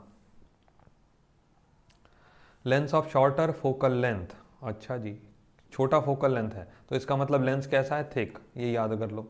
मोटे लेंस की फोकल लेंथ कम होती है और मोटा लेंस ज़्यादा रिफ्रैक्शन दिखाता है, ध्यान दीजिएगा। मतलब ज़्यादा रिफ्रैक्शन को मैं क्या लिखूँ समझ पा रहे होगे आप लोग। Lens of shorter focal length, छोटा फोकल लेंथ है, थिक लेंस है, थिक लेंस जो है ज़्यादा रिफ्रैक्शन करेगा। अच्छा, क्वेश्चन में आगे बेंड्स का वर्ड लिखा है, lens of shorter focal length bends. अच्छा, बेंड किसको करता है? इंसिडेंट लाइट को बेंड करता है। तो यहाँ पर ये लेंस लिया मैंने मोटा, किसको बेंड करेगा? इंसिडेंट लाइट को। और ज़्यादा बेंड करेगा कि कम? मैंने बोला थिक लेंस है तो इसका मतलब ज़्यादा रिफ्रैक्शन, ज़्यादा रिफ्रैक्शन। तो it will bend incident light more.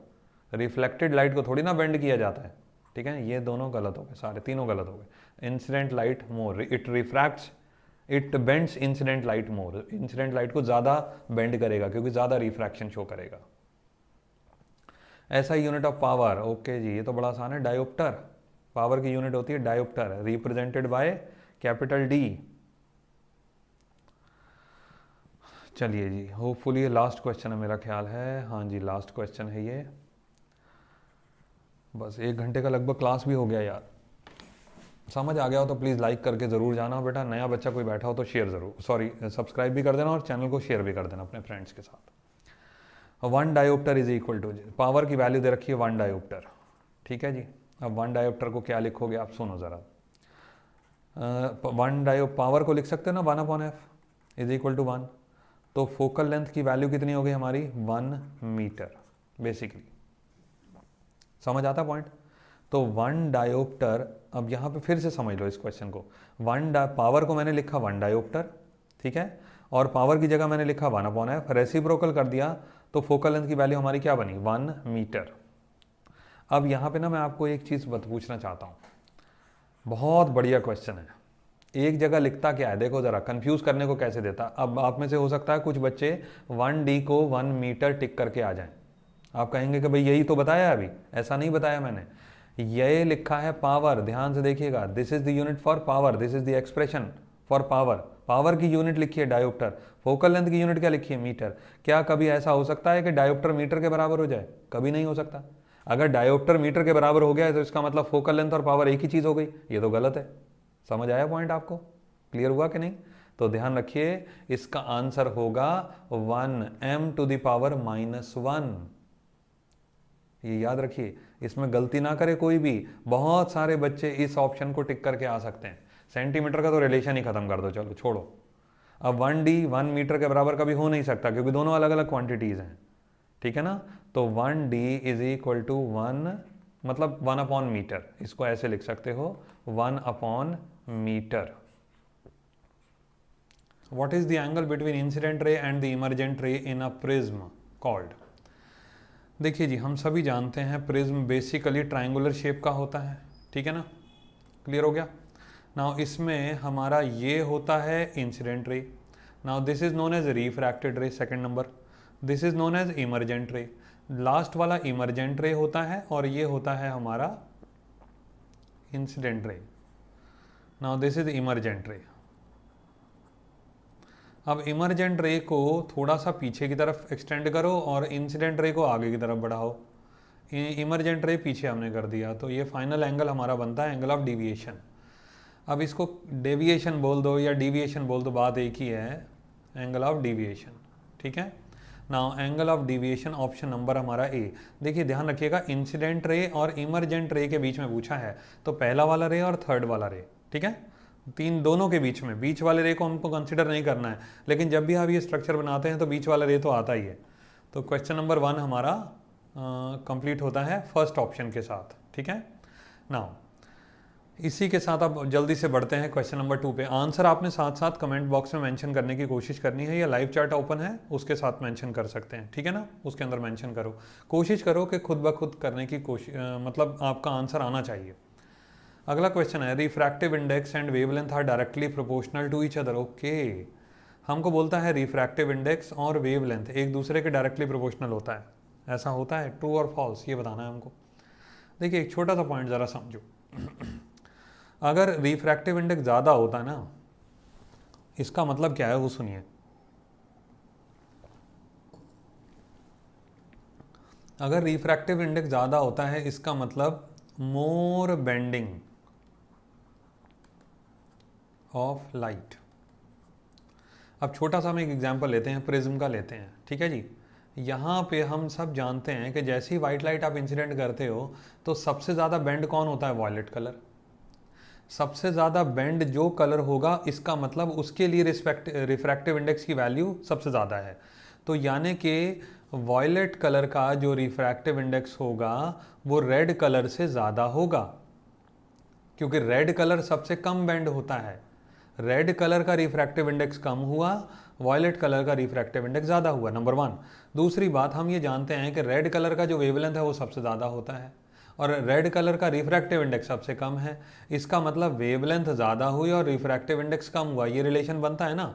Wavelength ज़्यादा, रिफ्रैक्टिव इंडेक्स ज़्यादा तो वेवलेंथ कम, या उल्टा बोल दो कि रिफ्रैक्टिव इंडेक्स कम तो वेवलेंथ ज़्यादा। अब जब दोनों एक दूसरे के इन्वर्स हुए तो ये स्टेटमेंट तो फॉल्स हो जाता है। आपको समझ आ रही बात? नहीं समझ में आ रही तो दोबारा इस कंप्लीट जो मैंने एक्सप्लेनेशन दिया इसको समझने की कोशिश करिएगा। तो यहाँ पर ये आंसर हो जाता है फॉल्स। रिफ्रैक्टिव इंडेक्स और वेवलेंथ एक दूसरे के इन्वर्सली प्रोपोर्शनल तो हो सकते हैं, ये तो कुछ हद तक आप मान सकते हो। एग्जैक्ट रिलेशन तो ये भी नहीं होता है, लेकिन फिर भी न्यूमेरिकल पॉइंट ऑफ व्यू से ये जस्टिफाइड है। फिर आप आपको ये ध्यान रखिएगा, विबग्योर का एग्जाम्पल कंसिडर करना ऐसे क्वेश्चंस में सबसे ज़्यादा सहायक रहता है। रेड कलर सबसे कम बेंड होता है, इसलिए रिफ्रैक्टिव इंडेक्स सबसे कम हो गया। रेड कलर का वेवलेंथ सबसे ज़्यादा है, रिफ्रैक्टिव इंडेक्स कम, वेवलेंथ ज़्यादा, तो एक दूसरे के इन्वर्सली प्रोपोर्शनल हुए। क्वेश्चन में कहता है कि डायरेक्टली प्रोपोर्शनल है, तो ये स्टेटमेंट फॉल्स हो गई। ठीक है। क्वेश्चन नंबर 3 पे आते हैं। How many types of spherical refracting surfaces are there. देखो जी, अगर ये क्वेश्चन होता ना केवल रिफ्रैक्टिंग सरफेस, मान लो स्फेरिकल लिखा ही नहीं होता, हम बोलते सिर्फ रिफ्रैक्टिंग सरफेस, तो हमारा आंसर हो जाता 3, क्योंकि प्लेन रिफ्रैक्टिंग सरफेस हो सकता है, स्फेरिकल में एक हो सकता है कॉनकेव और दूसरा हो सकता है कॉन्वेक्स। लेकिन क्वेश्चन में हमको क्या बोला है? क्वेश्चन में बोलता है सिर्फ रिफ्रैक्टिंग सरफेस का जवाब दो, तो उसमें हम आंसर क्या लिखेंगे? 2। एक हो गया कॉनकेव और दूसरा हो गया कॉन्वेक्स। 2 टाइप के रिफ्रैक्टिंग सरफेसेस हो गए। 2 टाइप के लेंस भी बोल सकते हो। हालांकि इसकी कैटेगरी और भी बनाई जा सकती है, लेकिन बेसिकली कभी वैसा क्वेश्चन आए तो 2 आंसर आप लिख के छोड़ दो। ठीक है जी, अगले क्वेश्चन पे आते हैं। नेक्स्ट क्वेश्चन बहुत अच्छा है। Convergent lens will become less convergent. Convergent lens का मतलब क्या हो गया? कॉन्वेक्स। कॉन्वेक्स नेचर जो है एक लेंस का, यानी कि कॉन्वेक्स लेंस जो है, कन्वर्जिंग लेंस जो है, उसका नेचर कम कन्वर्जिंग हो जाएगा। कब? वो सुनिए। देखो, अब मैं यहाँ पे आपको एक एग्जांपल देता हूँ। ये हमारा एक लेंस है, बाहर है एयर, और लेंस का रिफ्रैक्टिव इंडेक्स होता है 1.5, एयर का रिफ्रैक्टिव इंडेक्स होता है 1, तो दोनों का डिफरेंस कितना हुआ? 0.5। ये ध्यान दीजिएगा, मैंने लिखा डिफरेंस ऑफ रिफ्रैक्टिव इंडेक्सेस। ठीक है। अब मैं आपसे क्या कह रहा हूँ? अब मैं आपसे कह रहा हूँ कि इसी लेंस को आप पानी में डिप कर दो। यहाँ हो गया हमारा 1.5 रिफ्रैक्टिव इंडेक्स, और यहाँ हो गया वाटर, वाटर का रिफ्रैक्टिव इंडेक्स 1.33, तो ओवरऑल जो डिफरेंस हुआ हमारा वो हो गया 0.17। अब देखो, आप डिफरेंस कम हो गया। जब दोनों में डिफरेंस कम हो गया ना, तो लाइट रे जो भी जाएगी वो दूर जाके मीट करेगी। यहाँ पे जो लाइट रे जानी थी वो जल्दी मीट करनी थी। ये ध्यान दीजिएगा इस पॉइंट पे। तो यहाँ पे हम बोलेंगे मोर कन्वर्जिंग नेचर, मोर कन्वर्जिंग नेचर। क्यों? क्योंकि ज़्यादा बेंड हो रहा है। यहाँ हम बोलेंगे लेस कन्वर्जिंग नेचर। अब मैं आपको छोटा सा हिंट देता हूँ, बल्कि हिंट क्या, एक ट्रिक समझ लो। अगर एयर के अलावा किसी भी दूसरे मीडियम में लेंस को आप डिप करते हो जो कि एयर से थोड़ा सा भी डेंसर हो, थोड़ा सा भी ज़्यादा डेंसर हो, तो उसमें जो कन्वर्जिंग नेचर है ना लेंस का, वो कम हो जाएगा। कन्वर्जिंग नेचर कम होने का मतलब ये है कि ओवरऑल रिफ्रैक्शन कम हो गया, यानी कि बेंडिंग ऑफ लाइट जो है वो कम हो रही है। तो अब आप ध्यान रखिए कि ऑयल है वो भी एयर से ज़्यादा डेंसर है, तो वहाँ भी कन्वर्जिंग नेचर कम हो जाएगा। जो वाटर है वो भी एयर से ज़्यादा डेंसर है, तो वहाँ पे भी कन्वर्जिंग नेचर कम हो जाएगा। तो ए और बी दोनों ऑप्शन इसके आंसर हो सकते हैं। तो ऑप्शन नंबर सी ये ठीक होगा। बेसिकली आंसर आप ऑप्शन नंबर सी को देंगे, तो क्योंकि ऑप्शन ए जो है वो भी करेक्ट है, ऑप्शन बी भी करेक्ट है, ऑप्शन सी कहता है कि दोनों करेक्ट हैं, तो ऑप्शन सी को टिक करके आ जाना। ठीक है जी। Question number 4। इस क्वेश्चन पे ज़रा ध्यान दो, 1 मिनट का टाइम लेकर के करो, बहुत आसान है ये क्वेश्चन।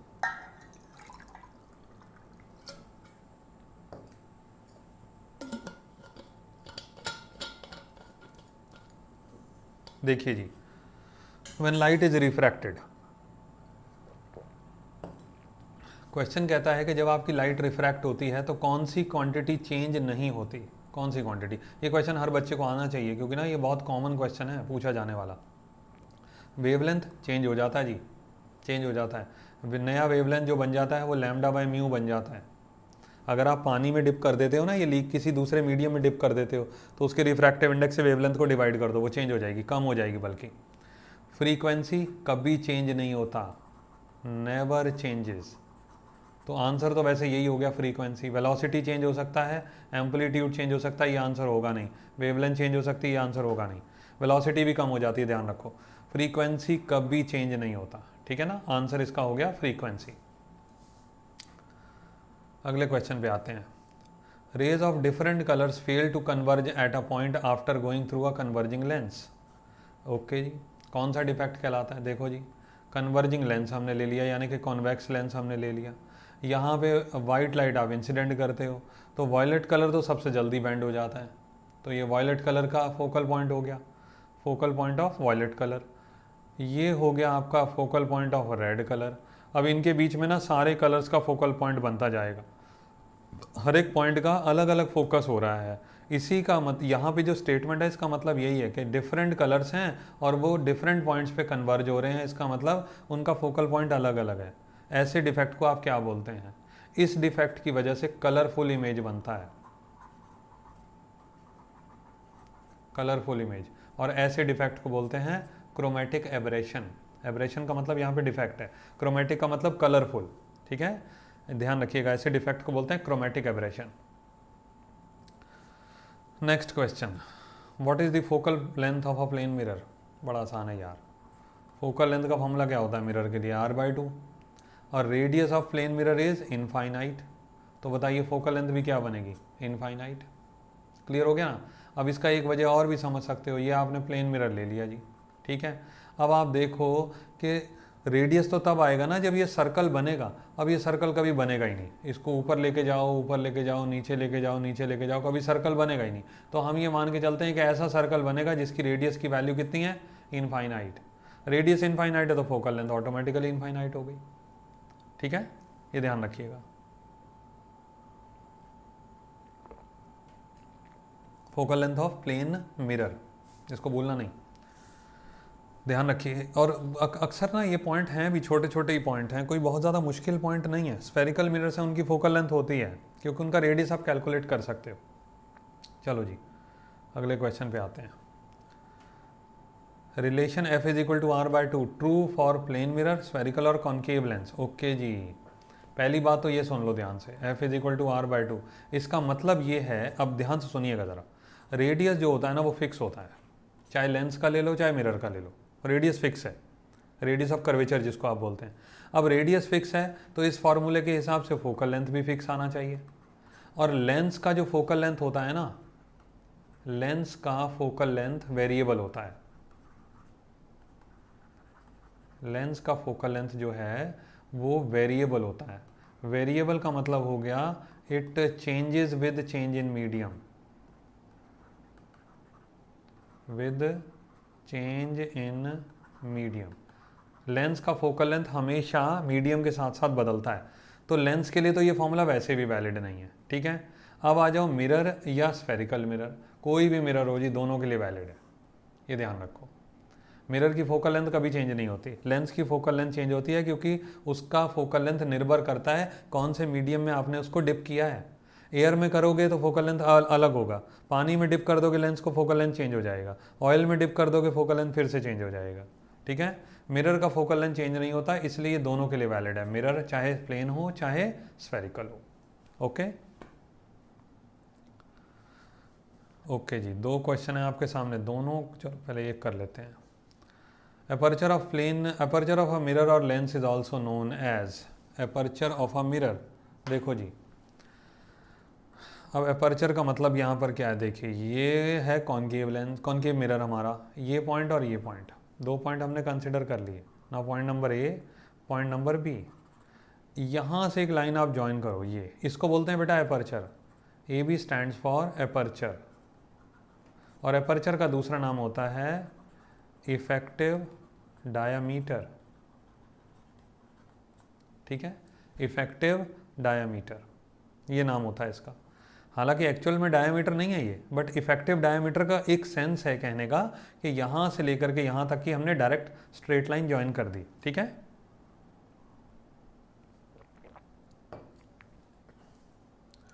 अगले क्वेश्चन पे देखिए, what is meant by angular aperture, express it diametrically. मैं डायमेट्रिकली आपको समझा देता हूँ, डेफिनेशन आप खुद लिख सकते हैं। मान लीजिए हमने ये ले लिया कॉनकेव मिरर, ध्यान से देखिएगा, ये सेंटर ऑफ कर्वेचर है, गौर से सुनिएगा। अब ये हमारा एक पॉइंट हो गया, दूसरा पॉइंट हो गया, और इसको स्ट्रेट लाइन हम ज्वाइन कर देंगे तो क्या बनेगा, एपर्चर। अब जो एपर्चर के एक्सट्रीम पॉइंट्स होते हैं ना, उनको सेंटर ऑफ कर्वेचर से ज्वाइन कर दो, ये देखो, तो ये जो एंगल बनता है ना, इसको बोलते हैं एंगुलर एपर्चर।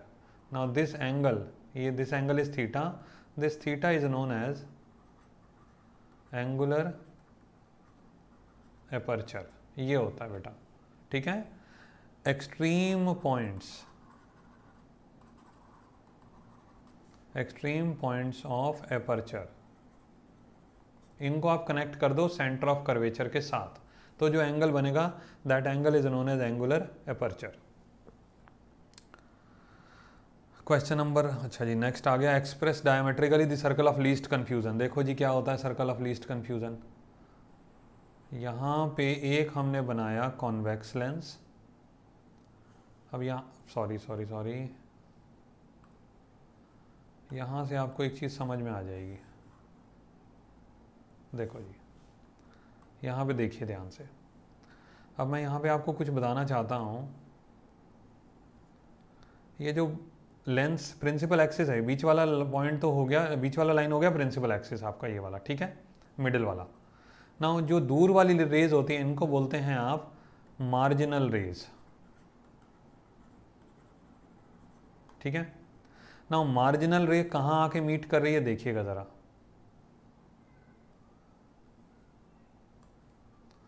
मार्जिनल रे को मैं ये बना रहा हूँ, ये देखिए, ये हो गई हमारी मार्जिनल रेस, ठीक है। अब ध्यान से देखना ज़रा दूसरा पॉइंट, बल्कि एक काम करते हैं, इसको ना मैं एक डायग्राम इसका और रिपीट कर देता हूँ। ये हो गया हमारा मार्जिनल रे दूसरी, ये हो गया हमारी मार्जिनल रे यहाँ से, और ये मार्जिनल रे हमारी ये आई, ठीक है जी। अब इसको समझ जाएंगे आप बहुत आसानी से। अब मैं बनाने लगा हूँ पैरेक्सियल रेज, पैरेक्सियल रेज मैं यहाँ पे बनाता हूँ, देखिएगा ध्यान से, पैरेक्सियल रे का मतलब जो प्रिंसिपल एक्सिस के नज़दीक है, ठीक है ना। अभी क्या होने वाला है समझिए ज़रा इस बात को, ये रे ना दूर जाके मीट करेगी, ये इस पॉइंट पे आके मीट करी, ये देखिए, ये पॉइंट पे आके मीट करी, ये हो गया पैरेक्सियल रेज का फोकस, और ये हो गया मार्जिनल रेज का फोकस। अब इनके बीच में ना यहाँ पे आप देखो, ये जो पोर्शन है ये वाला, इसको बोलते हैं बेटा सर्कल ऑफ लीस्ट कन्फ्यूज़न, ये होता है। अब इसको अगर अच्छे से समझ जाओगे तो बहुत ईजी हो जाएगा। दोबारा से बता देता हूँ, मार्जिनल रेज होती हैं प्रिंसिपल एक्सिस से जो दूर होती हैं, उनका फोकस ये बनेगा। पैरेक्सियल रेज जो प्रिंसिपल एक्सिस के नज़दीक होती हैं, उनका फोकस ये बनेगा। और जब ये क्रॉसिंग जहाँ पे होगा ना, मार्जिनल रेज और पैरेक्सियल रेज का क्रॉसिंग होगा, तो वो पॉइंट जहाँ पे आता है दैट इज़ नोन एज, वो पूरा एक सर्कल शेप जैसा बनता है, that is known as circle of least confusion.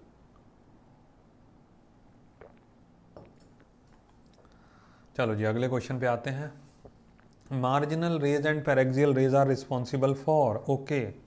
देखो जी, इनकी वजह से ना मैं आपको एक बात बताता हूँ। पिछला केस में अभी हमारा आया था कि कलरफुल इमेज बनती है हमारी, अलग अलग कलर्स के रिफ्रैक्शन अलग अलग तरीके से होता है, तो वहाँ पे कलरफुल इमेजेस बन जाती हैं, तो वो क्रोमेटिक एब्रेशन हो जाता है। मार्जिनल रेज और पैरेक्सियल रेज के अलग अलग पॉइंट पे फोकस होने की वजह से ना एक डिफेक्ट अराइज होता है, जिसको बोलते हैं monochromatic aberration. Monochromatic aberration, monochromatic aberration की का दूसरा नाम है स्फेरिकल एब्रेशन। स्फेरिकल एब्रेशन भी इसको बोलते हैं आप, ठीक है, स्फेरिकल एब्रेशन, इसकी वजह से ना ब्लर्ड इमेज होता है, इसकी वजह से ब्लर्ड इमेज बनता है, ठीक है ना, जिसके आप ऐसे कह सकते हैं कि धुंधला सा इमेज बन रहा है, बन तो रहा है इमेज, उसके कॉर्नर्स क्लियर नहीं हो रहे, इस टाइप की इमेज को बोलते हैं ब्लर्ड इमेज।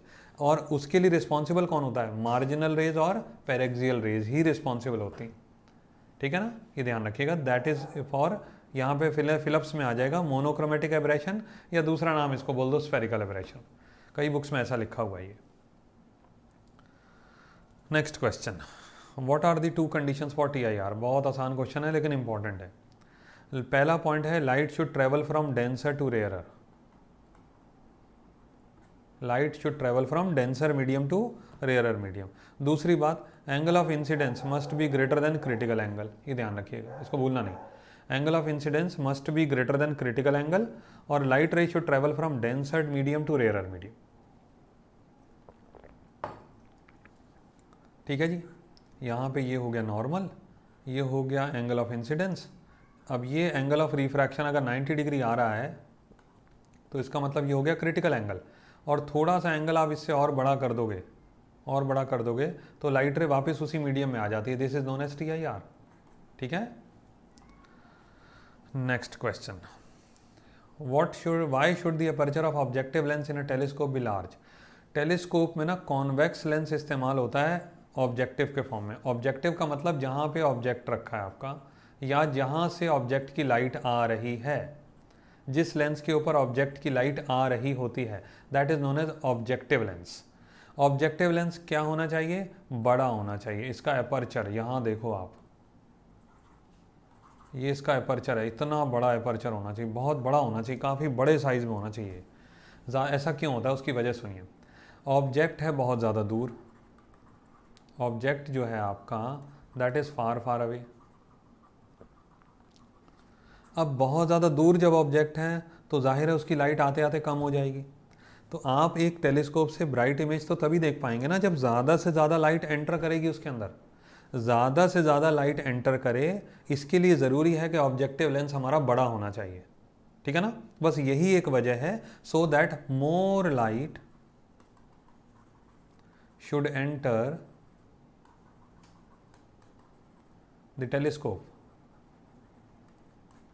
इसकी वजह से मतलब आप इसको ऐसा बोल सकते हो, ब्राइटनेस बन जाता है, या इस कंसेप्ट को एक और नाम दे दिया जाता है लाइट गैदरिंग पावर।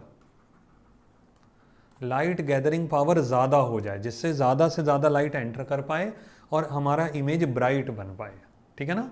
बस ये ऐसे, इसको ऐसे समझिए। नेक्स्ट क्वेश्चन पे आते हैं। Why reflecting type telescope gives better image than refracting type telescope? सुनिए, जो रिफ्लेक्टिंग टाइप टेलीस्कोप होता है उसमें मिरर यूज़ होते हैं, लेंस, मिरर प्लस लेंस दोनों यूज़ होते हैं। और जो रिफ्रैक्टिंग टाइप यूज़ होता है उसमें केवल लेंस यूज़ होते हैं, ओनली लेंस, ठीक है। अब मिरर वाला जो टेलीस्कोप है वो ज़्यादा ब्राइट इमेज इसलिए देता है क्योंकि मिरर ऑटोमेटिकली एक लेंस से ज़्यादा ब्राइट इमेज बनाने वाला एक, आप कह सकते हैं एक हमारा डिवाइस है, ठीक है ना। इट इज़ बेसिकली, हम कह सकते हो यार आपको एक सिंपल मशीन, कुछ भी कह लो आप, जैसे मर्जी इसको डिफाइन करो। बट मिरर के लेंस के कंपैरेटिवली मिरर ज़्यादा ब्राइट इमेज बनाता है, ये आप भी जानते हो। जब शीशे में अपनी शक्ल देखते हैं हम तो ज़्यादा हमको ब्राइट दिखाई देता है बनिस्बत के लेंस से। तो ऐसा टेलीस्कोप जिसमें मिरर इस्तेमाल होता है ना, जाहिर है उससे हमको ब्राइटनेस ज़्यादा मिलने वाली है। बस यही एक वजह होती है कि हम रिफ्लेक्शन वाला टेलीस्कोप ज़्यादा प्रेफर करते हैं एस्ट्रोनॉमी में ख़ास तौर पे, क्योंकि ऑब्जेक्ट्स होते हैं बहुत दूर, उनकी इमेज बहुत क्लियर हमको चाहिए होती है। तो वी शुड यूज़ और we prefer to use mirror type telescope, या जिसमें मिरर इस्तेमाल हुआ है। एक ही ड्रॉबैक होता है कि मिरर थोड़ा कमज़ोर होता है, इसलिए जल्दी टूट सकता है। और दूसरी बात, इस टाइप के टेलीस्कोप बहुत बड़े होते हैं, साइज़ में बहुत ज़्यादा बड़े हो जाते हैं, ठीक है। बस ये ड्रॉबैक है, बट हमको तो बेनिफिट लिखना है तो वो आपको हमने बता दिया। चलो जी, अगला question, rainbow. Rainbow, rainbow is the result of, देखो जी, रेनबो में पहले तो वाइट लाइट एंटर करती है, यहाँ पे हो जाता है डिस्पर्जन, ठीक है जी, सारे कलर्स अलग अलग हो जाते हैं, डिस्पर्जन हो जाता है। दूसरा पॉइंट आप ये भी बोल सकते हो रिफ्रैक्शन, ऐसा भी बोल सकते हो, बट मेरी सलाह है कि पहले लिखो डिस्पर्जन। डिस्पर्जन का मतलब splitting of white light into 7 constituent colours. उसके बाद इस पॉइंट पे होता है TIR, यहाँ पे सेकंड स्टेप पे आता है TIR यहाँ पे, ठीक है। उसके बाद थर्ड स्टेप में आता है रिफ्रैक्शन। तो ये ध्यान रखिएगा, कोशिश करिए इस ऑर्डर में लिखें। फर्स्ट स्टेप पे हुआ हमारा यहाँ पे डिस्पर्जन, यहाँ पे TIR और यहाँ पे रिफ्रैक्शन। डिस्पर्जन हो गया तो सारे कलर्स अलग अलग हो गए, हम वॉयलेट कलर ले लेते हैं एक, ठीक है ना। वॉयलेट कलर अलग चला गया, रेड कलर अलग चला गया, दोनों पॉइंट पे TIR हो गया। उसके बाद वॉयलेट कलर आपका अलग से रिफ्रैक्ट हुआ, रेड कलर आपका अलग से रिफ्रैक्ट हुआ, ठीक है। Now this 3 phenomenas in combination form a rainbow, ठीक है। तीनों फिनोमिनाज मिलते हैं। और रेनबो के लिए एक कंडीशन और है भाई, आगे हमारी आंखों के सामने मान लीजिए हम रेनबो ऑब्जर्व कर रहे हैं, तो in front of our eyes it should be raining, और बैक साइड पे क्या होना चाहिए, सनलाइट। हमारे बैक साइड पे सनलाइट होनी चाहिए, हमारे आंखों के सामने बारिश होना चाहिए। Difference between primary and secondary rainbow, ये खुद करना भाई क्वेश्चन, ये बहुत सिंपल है। फिलहाल छोटा सा पॉइंट बता देता हूँ। प्राइमरी रेनबो में TIR होता है वंस, और सेकेंडरी रेनबो में TIR होता है ट्वाइस, ठीक है जी, 2 बार होता है।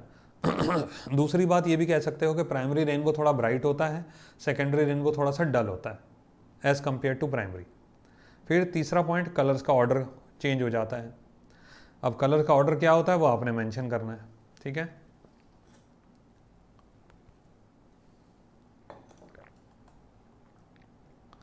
चलो जी, जल्दी से इस क्वेश्चन का आंसर देने की कोशिश करो।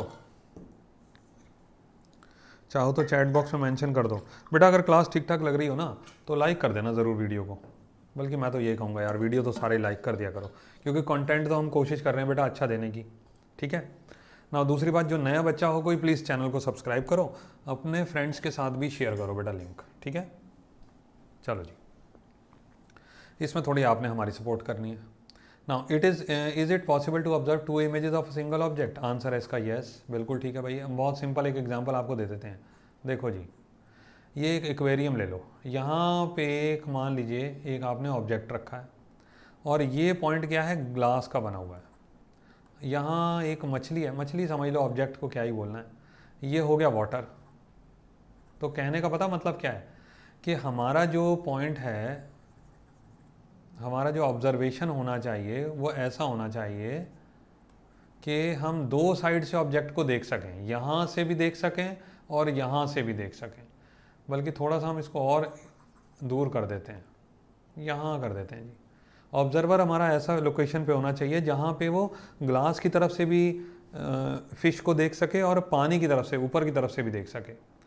ये लाइट गई फ़िश की तरफ से, ये लाइट गई यहाँ से फ़िश की तरफ से, ठीक है। नाउ दिस इज़ नॉर्मल, ये लाइट बेंड हो गई और ये सीधे ऑब्जर्वर की आंखों में गई, यहाँ से बेंड हो गई, फिर से ये सीधे सीधे सीधे सीधे ऑब्जर्वर की आंखों में गई, ठीक है जी। आप समझ पा रहे होंगे इस चीज़ को, ये स्ट्रेट लाइन बनेगा वैसे ये, ठीक है ना। ऑब्जर्वर को दिखता कहाँ पे है, ऑब्जर्वर को दिखता है यहाँ पर। ये जब ग्लास की तरफ से दिखेगा तो यहाँ देखेगा, और जब पानी की तरफ से देखेगा तो ऑब्जेक्ट यहाँ दिखेगा, मतलब इमेज उसको यहाँ दिखाई देगी। This is image 1, this is image 2। यही कंडीशन होती है जब 2 इमेजेस आपको दिखाई दे सकती हैं एक सिंगल ऑब्जेक्ट की। अगर आप सिर्फ पूरा का पूरा पानी के ऊपर आ जाएंगे ना, तब भी आपको दिखाई नहीं देगा, तब भी आपको सिंगल इमेज दिखाई देगा। सीधे सीधे ग्लास की तरफ चले जाओगे तब भी आपको सिंगल इमेज दिखाई देगा। लेकिन ऐसी टिल्टेड लोकेशन पे होना चाहिए जहाँ से दोनों तरफ से, दोनों लेवल से आपको फिश दिखाई दे रही हो, दोनों तरफ से विजिबिलिटी आपकी बन रही हो, तब आपको 2 इमेजेस दिखेंगी एक ही मछली की, ठीक है। चलो जी, अगला question, which lens always forms virtual image? लो जी, वर्चुअल इमेज कौन सा लेंस है जी वर्चुअल इमेज बनाता है हमेशा? आंसर कर सकते हो, छोटा सा क्वेश्चन है ये तो। कॉनकेव, कॉन्वेक्स लेंस जो होता है ना, वो दोनों इमेज बनाता है, रियल भी और वर्चुअल भी। लेकिन जो कॉनकेव लेंस होता है, ऑब्जेक्ट कहीं पर भी रख दो, देखो आप यहाँ पे आपने ऑब्जेक्ट रख दिया, कहीं पर भी रखोगे ना ऑब्जेक्ट, लाइट ऐसे बेंड हो जाएगी, बैक साइड आ गया, ये लाइट रे यहाँ से पास हो गई, ये बन गई आपकी इमेज। बहुत आसान है ये, रे डायग्राम है 9/10 के जैसा।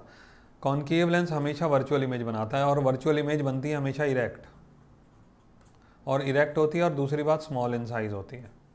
ठीक है, ये प्रॉपर्टीज याद रखिएगा।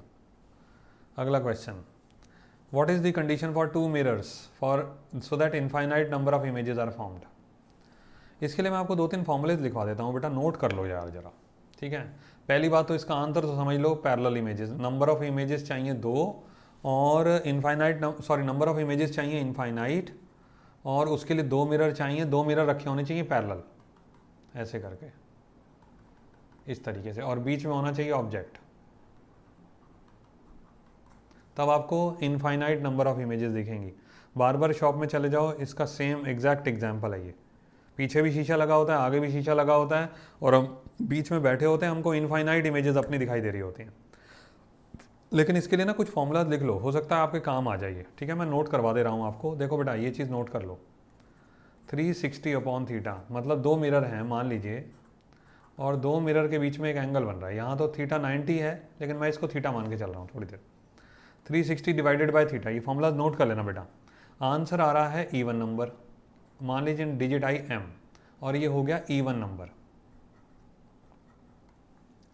तो नंबर ऑफ इमेजेस जो आपकी बनेंगी, ये हर बच्चा नोट कर ले बेटा, ये ज़रूरी है। जो 2 मिरर आपके रखे हुए हो ना, दोनों के बीच में एंगल रखा हुआ है θ। ठीक है, दोनों मिरर्स के बीच में जो एंगल बन रहा है दैट इज़ θ। तो क्या करो, 360 को θ से डिवाइड कर दो, तो 2 ऑप्शन बनेंगे आपके। या तो 360 को θ से डिवाइड करने के बाद ऑड नंबर आएगा, ऑड नंबर को मैं लिख देता हूँ n, और या फिर 360/θ को करोगे तो आप इवन डिजिट आएगी। एक केस और बन सकता है, 360/θ करोगे तो आपका एक फ्रैक्शन बनेगा। 3 केस बन गए आपके। और जब भी 360/θ करने पर फ्रैक्शन आए, तो जो नंबर ऑफ इमेजेस होंगी ना, वो होंगी इंटीग्रल पार्ट, इंटीग्रल पार्ट के बराबर, ये ध्यान रखिएगा। ठीक है, इंटीग्रल पार्ट के बराबर, इसको भूलना नहीं, इसको ध्यान रखिएगा, बहुत ज़रूरी पॉइंट आपको बता रहा हूँ। 360 को θ से आपने डिवाइड करा, तो मान लीजिए फ्रैक्शन आया, फ्रैक्शन में कुछ भी हो सकता है। फर्ज करो आपका आया 10 3/4, लेट से ये आया, मान लेते हैं एक, तो ये जो 10 आया ना, नंबर ऑफ इमेजेस हो गई 10। ठीक है जी, पहला केस तो ये हो गया।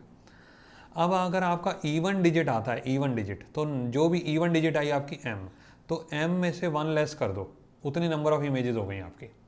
अब जैसे कि 360 को आप 60 से डिवाइड करो, मान लीजिए 2 मिरर के बीच में 60 डिग्री का एंगल है, तो 360 को 60 से डिवाइड करा, आंसर आया 6, तो नंबर ऑफ इमेजेस बनेगी 5, 6 - 1 = 5, ध्यान रखिएगा। ठीक है, अब लास्ट केस आता है ऑड नंबर का डिजिट।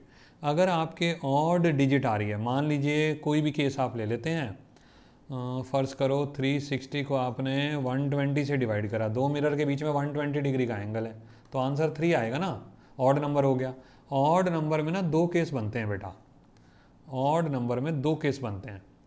ऑड नंबर में नंबर ऑफ इमेजेस बनेंगी n-1, अगर, ध्यान रखिएगा, ध्यान से नोट भी करिएगा, अगर ऑब्जेक्ट हमारा प्लेस है बाइसेक्टर पे, object is placed on angle bisector,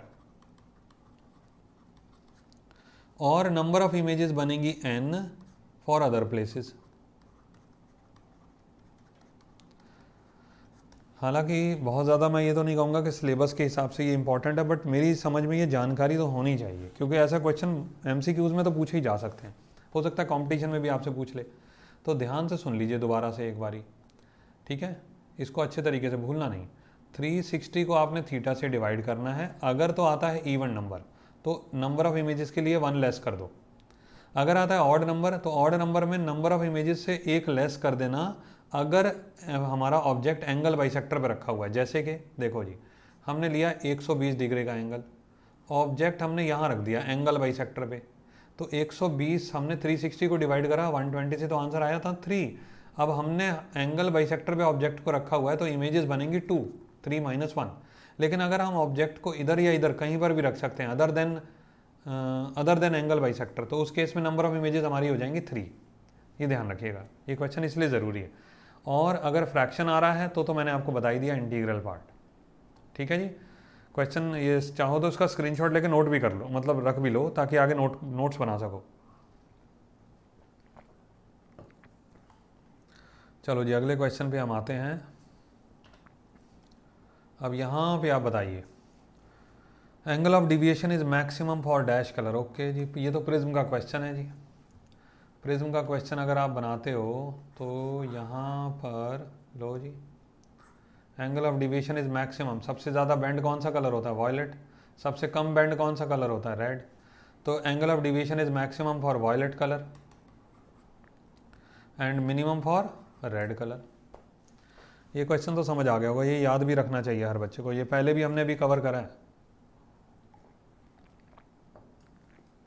चलो जी आगे बढ़े। Prism formula for thin prism याद कर लो, ये डेरिवेशन आता है वैसे तो, delta is equal to mu minus 1 into A, ये होता है। अब इसमें डेल्टा का मतलब क्या हो गया? एंगल ऑफ डिविएशन, और ए का मतलब क्या होता है? एंगल ऑफ प्रिज्म, और म्यू का मतलब होता है रिफ्रैक्टिव इंडेक्स। ठीक है जी। अच्छा एक चीज़ और है, अगर जनरल केस पूछा जाए ना तो जो प्रिज्म फॉर्मूला हो जाता है mu is equal to sine A plus delta M by 2 divided by sine A by 2, ये होता है जनरल फॉर्मूला प्रिज्म के लिए। लेकिन अगर हम थिन प्रिज्म की बात करते हैं ना तो आप इस तरीके से लिख सकते हो जो यहाँ पे लिख के दिया है, ये चीज़ थिन प्रिज्म के लिए। थिन प्रिज्म के न्यूमेरिकल आते कैसे हैं? ऐसे समझो आप, जैसे मान लीजिए कोई प्रिज्म है, उसमें दिया हुआ है angle 11 degree, angle of prism, A की वैल्यू क्वेश्चन में दे रखी है 11 डिग्री, तो आप उसको थिन प्रिज्म की कैटेगरी में ले आओ। अब मान लीजिए एंगल ऑफ प्रिज्म दे रखा 45 डिग्री, तो उसमें ये थिन प्रिज्म मत लगा देना, उसमें फिर लगेगा ये वाला फॉर्मूला एक्चुअल वाला। 3 डिग्री दिया है, 13 डिग्री दिया है, इस टाइप से जो कम पतला एंगल अगर दे रखा है तो उसमें थिन प्रिज्म को कंसिडर कर लेना। ठीक है। चलो जी अगले क्वेश्चन पे आते हैं अब हम।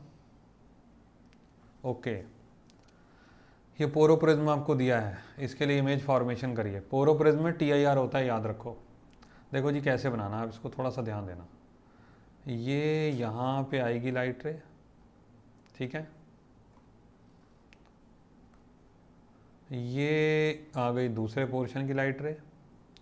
अब क्या होता है यहाँ पे, मैं आपको एक चीज़ बता दूँ, ये ना ये जो पॉइंट होता है यहाँ पे TIR हो जाता है। कैसे हो जाता है वो सुनिए। इस पॉइंट पे ना ये जो एंगल ऑफ इंसिडेंस बन जाता है, ये एंगल ऑफ इंसिडेंस ये क्रिटिकल एंगल से ऑटोमेटिकली बड़ा हो जाता है, और जब क्रिटिकल एंगल से बड़ा हो जाता है तो ऑटोमेटिकली लाइट उसी मीडियम में वापस ट्रेवल कर जाती है। तो सीधे जाने के पॉइंट से यहाँ पे बनता है एरो, ये देखिए ये एरो है ना, तो यहाँ पर एरो की इमेज बनेगी। दूसरा केस ये वाला यहाँ पे आ गया, ठीक है, तो फाइनली आपका जो ये इमेज बनेगा ना वो ऐसा बनेगा। देखो अच्छे तरीके से इसको समझ लेना, इसमें गलती नहीं करना। ये हो गया, और यहाँ पे आपकी इमेज बन जाएगी इस तरीके से। ये देखिए ये जो एरो है ना, इसकी पॉइंट पे एरो ही आना चाहिए, देख लो। ठीक है, ये हुआ हमारा इमेज। अब मैं आपको एक चीज़ और बता देता हूँ, थोड़ा सा ऑब्जेक्ट को आगे लेके जाओ ऐसे करके, इमेज को थोड़ा पीछे लेके जाओ ऐसे करके, एंगल कितना बन रहा है? 90 डिग्री। तो इस केस में object and image are perpendicular to each other. ठीक है, ध्यान रखिएगा, इस तरीके से ऐसे होगा ये।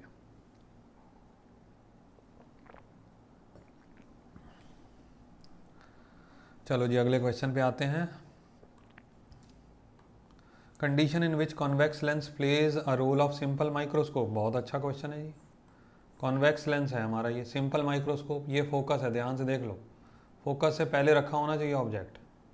ये लाइट रे ऐसे पास होगी फोकस से दूसरे पॉइंट से, ये ऑप्टिकल सेंटर से पास होगी, इसको बैक साइड लेके जाओगे, इसको इधर लेके जाओगे, तो ये इमेज बन जाएगा हमारा। ये होता है मैग्नीफाइंग ग्लास का केस। तो कॉन्वेक्स लेंस मैग्नीफाइंग ग्लास की तरह तभी रोल प्ले करेगा when object lies between focus and optical centre. ये होता है ऑप्टिकल सेंटर, इन दोनों के बीच में ऑब्जेक्ट लाई करना चाहिए, तब कॉन्वेक्स लेंस सिंपल माइक्रोस्कोप की तरह बिहेव करेगा। ठीक है, चलो जी अगले क्वेश्चन पे आ जाओ। Differentiate between distinct vision and relaxed vision in case of microscope. देखो जी, डिस्टिंक्ट विजन का मतलब पता क्या होता है कि आपकी जो इमेज बन रही है उसकी जो दूरी है ना वो d है। d का मतलब लगभग 25 सेंटीमीटर ये है। और रिलैक्स्ड विजन का मतलब होता है कि इमेज आपकी बन रही है इनफाइनाइट डिस्टेंस पे, ये होता है। रिलैक्स्ड विजन में हमारा डायग्राम इस तरीके से, डायग्राम मैं आपके ऊपर छोड़ता हूँ बनाने के लिए। कंपाउंड माइक्रोस्कोप का केस है ये, और इसमें दो डायग्राम आपको बनाने हैं। एक बनाना है जब इमेज बन रही है फाइनल इमेज इन्फिनिटी पे, और एक केस है जब फाइनल इमेज बन रही है डी डिस्टेंस पे, डिस्टिंक्ट विजन पे। इसको बोलेंगे डिस्टिंक्ट विजन और इसको बोलेंगे relaxed vision.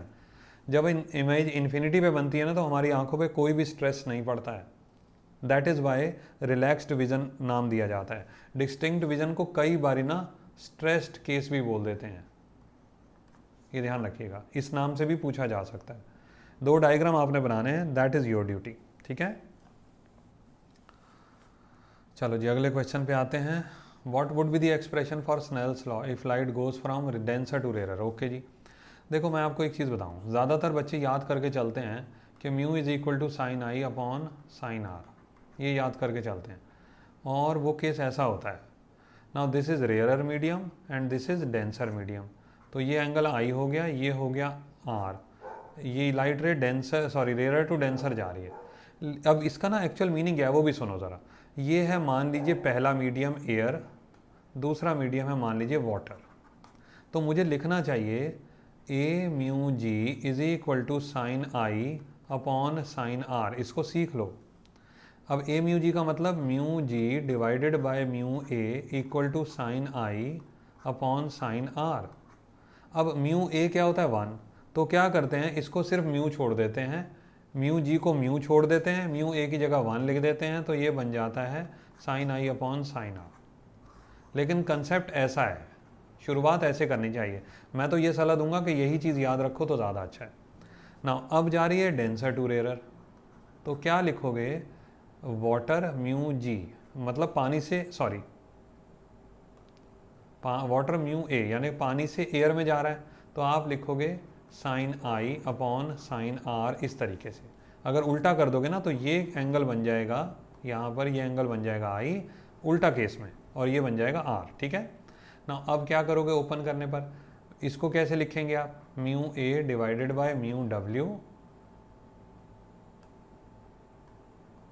W equal to sine I upon sine R equal to, अब म्यू ए की वैल्यू क्या हुई 1, तो यहाँ बन गया 1 अपॉन म्यू। तो जब भी आप स्नेल्स लॉ लिखें ना डेंसर टू रेयरर के लिए, तो वो ऐसे लिखें 1 अपॉन म्यू, और ये नॉर्मल फॉर्मूला होता है रेयरर टू डेंसर के लिए, जो एज इट इज़ बच्चे अक्सर लिख के आ जाते हैं। दोनों में डिफरेंस है बेटा, ध्यान रखना। What is the cause of twinkling of stars, इसका एक ही आंसर है यार, तारे का टिमटिमाना। असल में तो तारा कभी टिमटिमाता नहीं है ना, लेकिन इसका आंसर क्या है, एटमॉस्फेरिक रिफ्रैक्शन।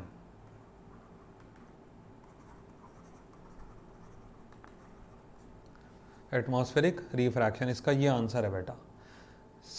रात के समय ना, वैसे तो दिन के समय में भी होती है एटमॉस्फेरिक रिफ्रैक्शन, लेकिन रात के समय में स्टार्स हमको विजिबल होते हैं। तो टाइम के साथ साथ ना जो एटमॉस्फेयर की डिफरेंट लेयर्स हैं उनका टेम्परेचर बदलता रहता है, जिसकी वजह से उनका रिफ्रैक्टिव इंडेक्स बदलता है, जिसकी वजह से लगातार रिफ्रैक्शन रेट चेंज होती रहती है।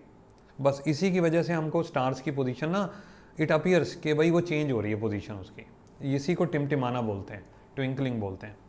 ठीक है, it is the phenomena of physics basically. चलो जी अगले क्वेश्चन पे आते हैं। What happens to critical angle when temperature is increase, बड़ा अच्छा क्वेश्चन है। क्रिटिकल एंगल है क्या, जब डेंसर टू रेयरर की बात होती है। ठीक है, ये है, देखिए ज़रा ध्यान से देखिएगा, ये है क्रिटिकल एंगल। तो एंगल ऑफ रिफ्रैक्शन कितना हो गया यहाँ पे, एंगल ऑफ रिफ्रैक्शन हो जाता है 90 डिग्री। अब आपने क्या करा, ये जो डेंसर मीडियम है मैंने इसका टेम्परेचर बढ़ा दिया। जब डेंसर मीडियम का टेम्परेचर बढ़ा दोगे ना तो इसकी जो डेंसिटी है वो कुछ हद तक कम हो जाएगी, डेंसिटी इसकी कम हो जाएगी, जिसकी वजह से जो रिफ्रैक्टिव इंडेक्स है वो भी कम होगा। अब जब रिफ्रैक्टिव इंडेक्स कम हुआ तो रिफ्रैक्शन भी कम होगा। अब रिफ्रैक्शन कम होगा ना, तो ध्यान से सुनना, तो ये केस किस में बदल जाएगा, ऐसे देखिएगा, एंगल यही रखा है मैंने आई, लेकिन इसका जो एंगल ऑफ रिफ्रैक्शन होगा वो 90 से लेस हो जाएगा, r इज़ लेस देन 90।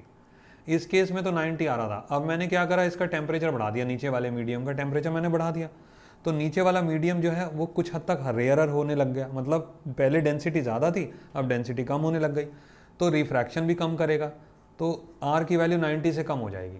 अब मुझे 90 लेके आना है, तो बताइए मुझे angle of refraction, sorry angle of incidence थोड़ा और बढ़ाना पड़ेगा ना, तब जाके एंगल ऑफ रिफ्रैक्शन मेरा 90 बनेगा। तो इसका मतलब मुझे क्रिटिकल एंगल भी बढ़ाना पड़ गया, टेम्परेचर बढ़ाया तो क्रिटिकल एंगल भी बढ़ गया। इसका मतलब है कि टेम्परेचर और क्रिटिकल एंगल एक दूसरे के डायरेक्टली प्रोपोर्शनल हो गए, हम ये कुछ हद तक बोल सकते हैं। As the temperature is increase, critical angle always increases. ठीक है, चलो जी अगले क्वेश्चन पे आते हैं। Basic principle behind the working of optical fibre, ये तो आंसर दे सकते थे यार, मुश्किल थोड़ी ना है। TIR, total internal reflection,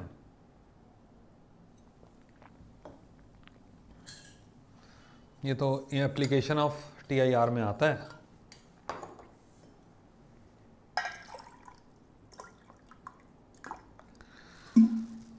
application of TIR में अगले क्वेश्चन पे भी आता हूँ मैं बहुत जल्दी।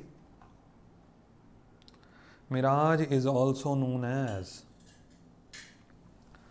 देखो जी एक चीज़ और है, ज़रा ध्यान से सुनिएगा। मिराज को ना वैसे तो दूसरा नाम दिया जा सकता है ऑप्टिकल इल्यूजन।